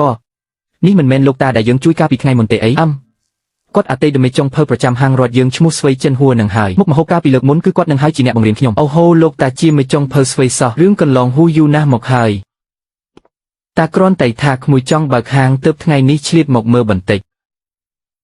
ហាងរៀបចំបានស្អាតតើគ្រាន់បើជាងអ្វីដែលតាបានគិតទុកទៅទៀតថ្ងៃនេះលោកពូមានបំណងមកសរសើរខ្ញុំហេកាលមុនមិននឹកស្មានសោះថាក្មួយឯងនេះមុខក្រាស់ម្លឹងសោះតែក៏ល្អដែរធ្វើរកស៊ីគឺតតែមុខក្រាស់អញ្ចឹងឯងតាមពិតថ្ងៃនេះតាមមកទីនេះគឺចង់សួរថាផ្ទះបាយក្មួយនៅខ្វះមនុស្សអត់មានន័យថាម៉េចទៅមេចង់ធ្វើស្វ័យចង់មកធ្វើការនៅហាងយើងហេលោកពូស្វ័យលោកពូគិតច្បាស់ហើយមែនទេនិយាយឈួតបើគិតមិនទាន់ច្បាស់តាឯងមករកឯងធ្វើស្អីប៉ុន្មានឆ្នាំនេះតាមិនដែលបានធ្វើអ្វីចេញជាដុំកំភួនសោះបើមិនបានឯងជួយដាស់តឿនទេម្លេះសំពេលនេះតានៅតែល្ងងខ្លៅដដែលតាក៏គិតថាក្នុងពេលដែលដៃវានៅរឹងមាំនៅអាចកាន់ខ្ទះឆាបានតាក៏ចង់មកជួយធ្វើការនៅហាងឯងប៉ុន្មានឆ្នាំទៀតគិតយ៉ាងម៉េចដែរចាំបាច់សួរធ្វើអីទៅលោកពូស្វ័យចាប់ពីថ្ងៃនេះទៅលោកពូគឺហាងមេចុងភៅប្រចាំភោជនីយដ្ឋានយើងហើយសូមស្វាគមន៍លោកពូ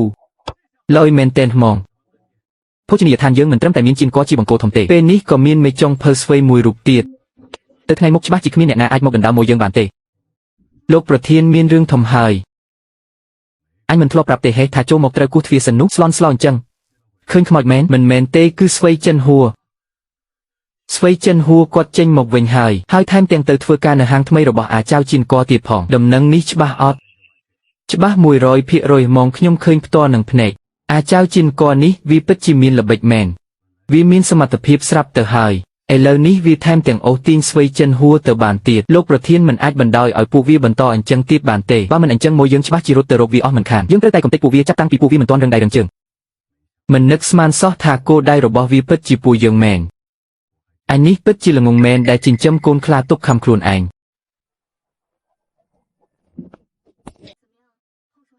យ៉ាងម៉េចហើយខាងក្រោយផ្ទះបាយនៅរវល់អត់មិនអីទេមានពូស៊ឺជួយមើលការខុសត្រូវខ្ញុំអាចដកដង្ហើមបានបន្តិចហើយកុំប្រឹងពេកណាបើមិនធូរទេជួអ្នកធ្វើការថែមទៅ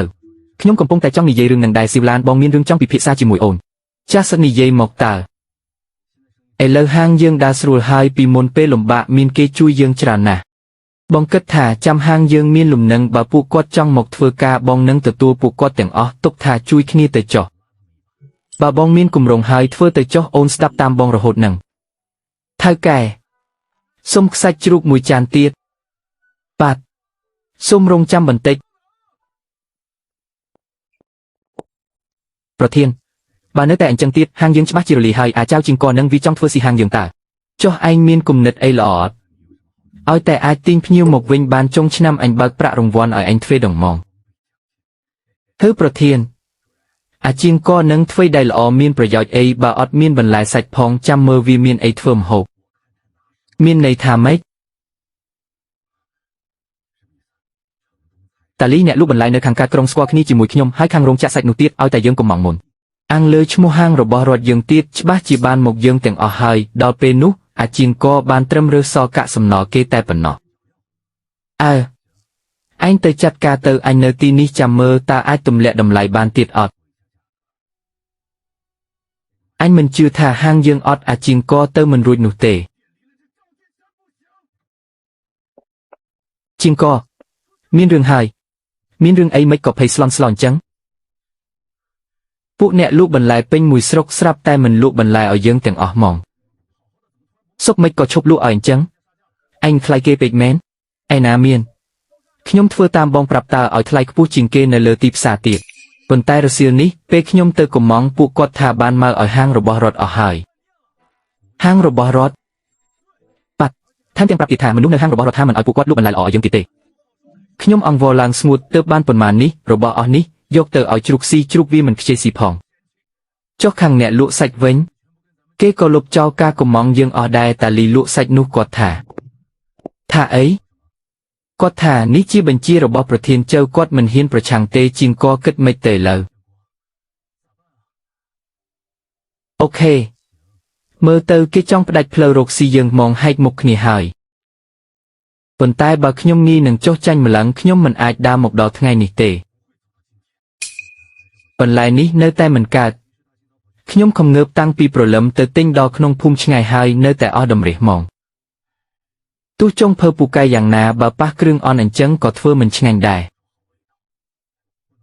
មិនអាចនៅស្ងៀមអញ្ចឹងទៀតទេបើទិញក្នុងស្រុកមិនបានយើងទៅរកទិញនៅខាងក្រៅ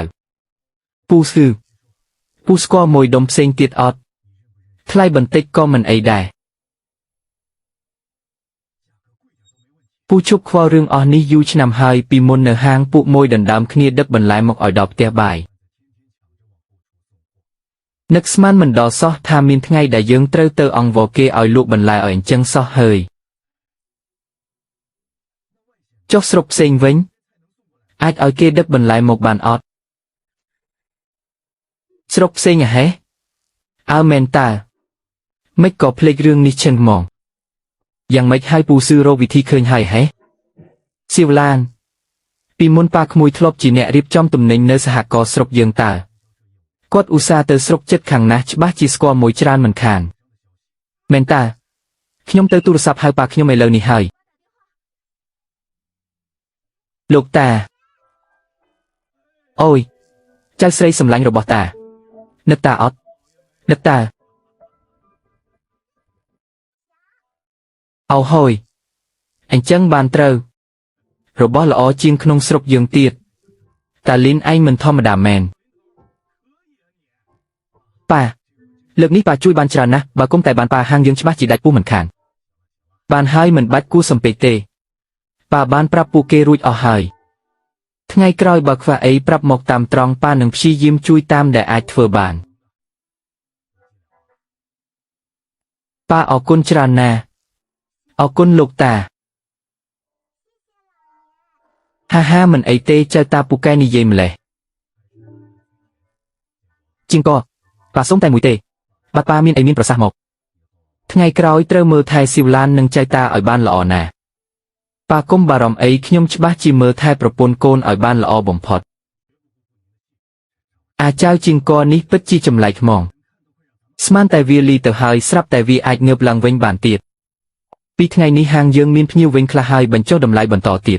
បើរសជាតិមិនដល់គេយើងយកតម្លៃមកតាក់ទាញវិញវាត្រឹមតែជាហាងឯកជនមួយតើអាចតាំងជាមួយយើងបានយូរប៉ុណ្ណាទៅពួកវាឈួតទេដឹងមានអ្នកណាហ៊ានទម្លាក់លុយដណ្ដើមភ្ញៀវរបៀបនេះវាមិនឡប់សទេហេទុកឲ្យវាបញ្ចុះចុះប្រធានជើឥឡូវមិនមែនចាយលុយខ្លួនឯងឯណាធ្វើចរិតអញ្ចឹងយូរនឹងឆាប់គង់តែមានគេចាត់ការទេបិចក៏ឯងដឹងពីថ្ងៃទៀតឯងនឹងដឹងហើយហ៎ជាងកដូចឯងនិយាយមែនប្រធានជើត្រូវគេស្ដីបន្ទោសហើយថ្នាក់ស្រុកថាគាត់ចាយលុយរត់ផ្ដេសផ្ដាសធ្វើឲ្យខាត់បងយ៉ាងធ្ងន់ធ្ងរហើយថែមទាំងឲ្យគាត់សរសេរលិខិតសុំទោសទៀតផងជារឿងធម្មតាឯងទីដឹងតាំងពីដំបូងម្លេះមែនទេព្រោះខ្ញុំជាអ្នកឲ្យគេទៅប្តឹងគាត់នឹងឯង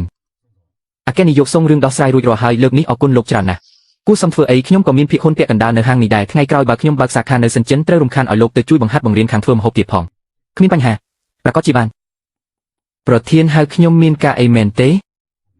ឯងទៅតាក់ទងខាងសារព័ត៌មានឲ្យឥឡូវនេះប្រាប់គេថាអញមានព័ត៌មានពិសេសយកឲ្យប្រធានកុំបារម្ភអីរឿងនេះខ្ញុំច្បាស់ជាចាត់ការឲ្យបានស្អាតល្អហ្មងនិយាយឈ្គួតថ្មងអ្វីដែលសរសេរនៅលើនេះគឺប្រឌិតឡើងទាំងអស់ច្បាស់ជាប្រធានជើជួគេឲ្យធ្វើហើយប្រកួតប្រជែងមិនឈ្នះក៏លេងដើម្បីថប់ទៀតតែម្ដងអំបញ្ញមិញមានភ្ញៀវលុបចោលការកំងពីទៅទៀតហើយបើនៅតែអញ្ចឹងលុយសោច្បាស់ជាទុកមិនបានយូរទេអ្វីដែលពិបាកបំផុតនោះគឺបុគ្គលិកប៉ុន្មានអ្នកនោះលីឈប់ទាំងអស់ហើយថ្ងៃស្អែកច្បាស់ជាមិនអាចបើកហាងបានធម្មតាទេកុំបារម្ភពេកអីបញ្ហាណាក៏មានដំណោះស្រាយដែរកុំទាន់អាលអស់សង្ឃឹមមកពីពូទាំងអស់បើគុំតែពូហាងយើងក៏មិនធ្លាក់ដល់ថ្នាក់នេះដែរជាងក៏ពូគិតថាពូស៊ឺវាមិនពាក់ព័ន្ធនឹងពូទេពូមិនបាច់បន្ទោសខ្លួនឯងអញ្ចឹងទេប៉ាម៉ាក់អូនតូចហើយក៏មានចៅខាងនិងបងស្រីគួយហ្វិនមិនបាននាំគ្នាមកទីនេះលឺថាហាងយើងមានបញ្ហាប៉ាក៏នាំពួកគាត់មកមើលក្រែងលោអាចជួយអ្វីបានខ្លះមើលកូនចុះស្គុំស្គាំងអស់ហើយមិនសូវបានហូបបាយទេដឹង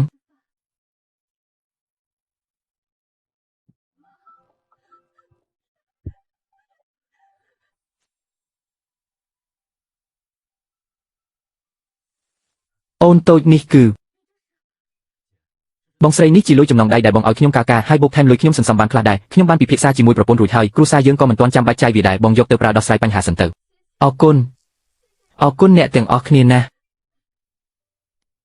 កូនល្ងងមានរឿងអីត្រូវរួមសុខរួមទុក្ខជាមួយគ្នានេះយកទុកទៅលុយ300យ៉ននេះខ្ញុំនឹងគួយហ្វិនខ្ចីពីបងប្អូនសាច់ញាតិមកទេមិនបានទេលុយនេះខ្ញុំមិនអាចទទួលទេចៅທາງឯងជាងកឯងយកលុយនេះទៅការនោះបើគុំតែបានឯងនឹងស៊ីវឡានជួយកុំអីប្រពន្ធនឹងកូនខ្ញុំច្បាស់ជាស្លាប់បាត់ទៅហើយខ្ញុំធ្លាប់និយាយហើយថាស្គុនមួយនេះខ្ញុំនឹងចងចាំទុកក្នុងចិត្តអស់មួយជីវិតឥឡូវនេះដល់វេនពូយើងជួយឯងម្ដងហើយអរគុណណាស់ទឹកចិត្តមួយនេះខ្ញុំចៅជាងកនឹងចងចាំទុកចាំឆ្លងផុតគ្រាដ៏លំបាកនេះទៅខ្ញុំនឹងសងគុណអ្នកទាំងអស់គ្នាឲ្យបានទ្វេដងមកពូស៊ឺខ្ញុំរកវិធីឃើញហើយថ្ងៃស្អែករំខានពូជួយសម្ដែងល្ខោនជាមួយខ្ញុំមួយឈុតផងបងប្អូនទាំងអស់គ្នាខ្ញុំគឺជាថៅកែហាងយ៉ងខាងប៉ុន្មានថ្ងៃនេះរឿងចុះកាសែតនោះអ្នកទាំងអស់គ្នាប្រកាសជាបានឃើញហើយមានគេប្រឌិតរឿងថាចុងភៅស៊ឺយើងជាចុងភៅបំពល់គេថ្ងៃនេះនៅចំពោះមុខបងប្អូនទាំងអស់គ្នាយើងនឹងបង្ហាញការពិតច្បាស់តែម្ដង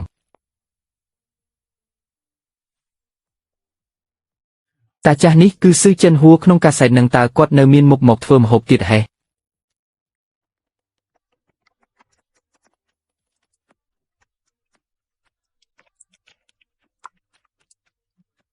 សុំជាកម្ពុជាចុងភៅកាលពីមុនមែនធ្វើបានល្អិតល្អន់ជាងខ្ញុំទៅទៀត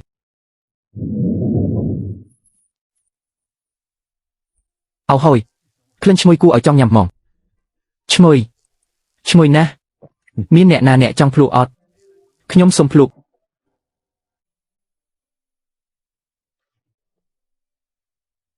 បងប្រុសកើតអីហ្នឹងមិនមែនពលមែនទេដឹងមិនមែនទេគឺវាឆ្ងាញ់ខ្លាំងពេកណាអាហាឆ្ងាញ់ដល់ថ្នាក់ហ្នឹង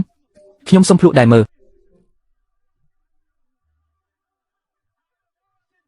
ឥឡូវនេះធ្វើឆ្ងាញ់មានប្រយោជន៍អីមានអ្នកណាដឹងរឿងកាលពីមុននោះថាតើគាត់មានដាក់ថ្នាំបំពុលគេមែនឬអត់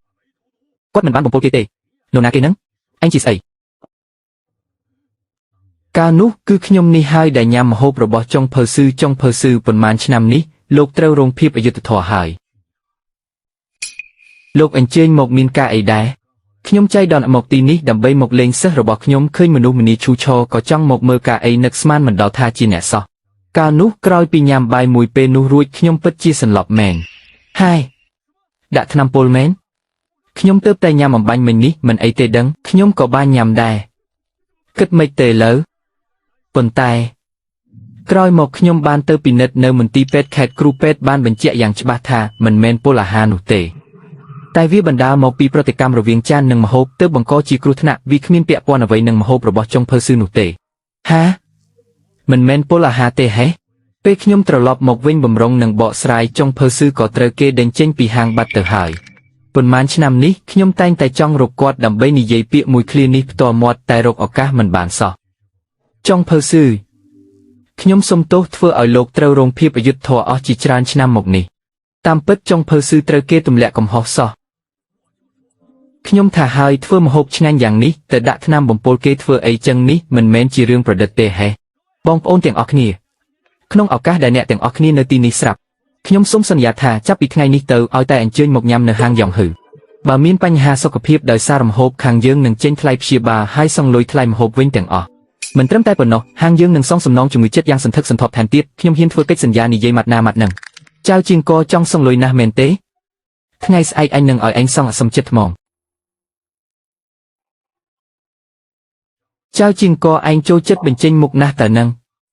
ម្ដងនេះចាំមើលឯងដោះស្រាយម៉េចចាប់វាទុកពួកឯងលេចចេញមកពីណាលេងឯងមានសិទ្ធអីមកចាប់ឯង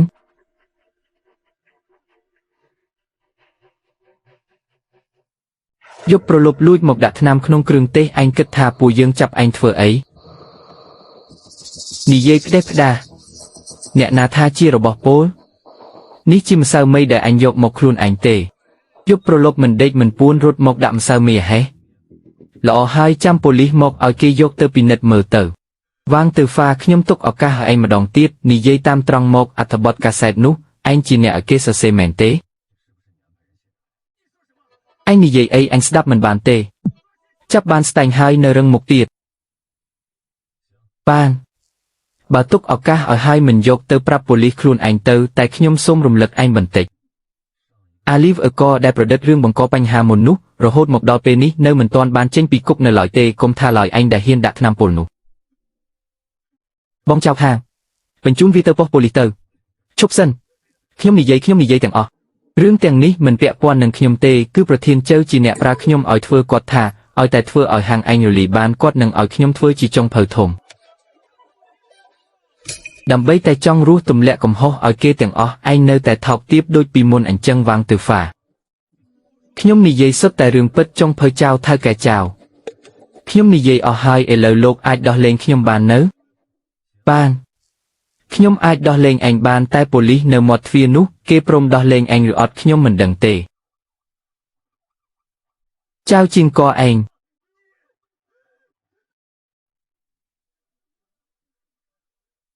តាមការស៊ើបអង្កេតប្រធានចៅនៃហាងអាហាររដ្ឋបានរំលោភអំណាចប្រកួតប្រជែងទុច្ចរិតបរិហាកេតនិងបញ្ជាឲ្យដាក់ថ្នាំពុលពេលនេះត្រូវបានព្យួរការងារដើម្បីស៊ើបអង្កេតបន្ត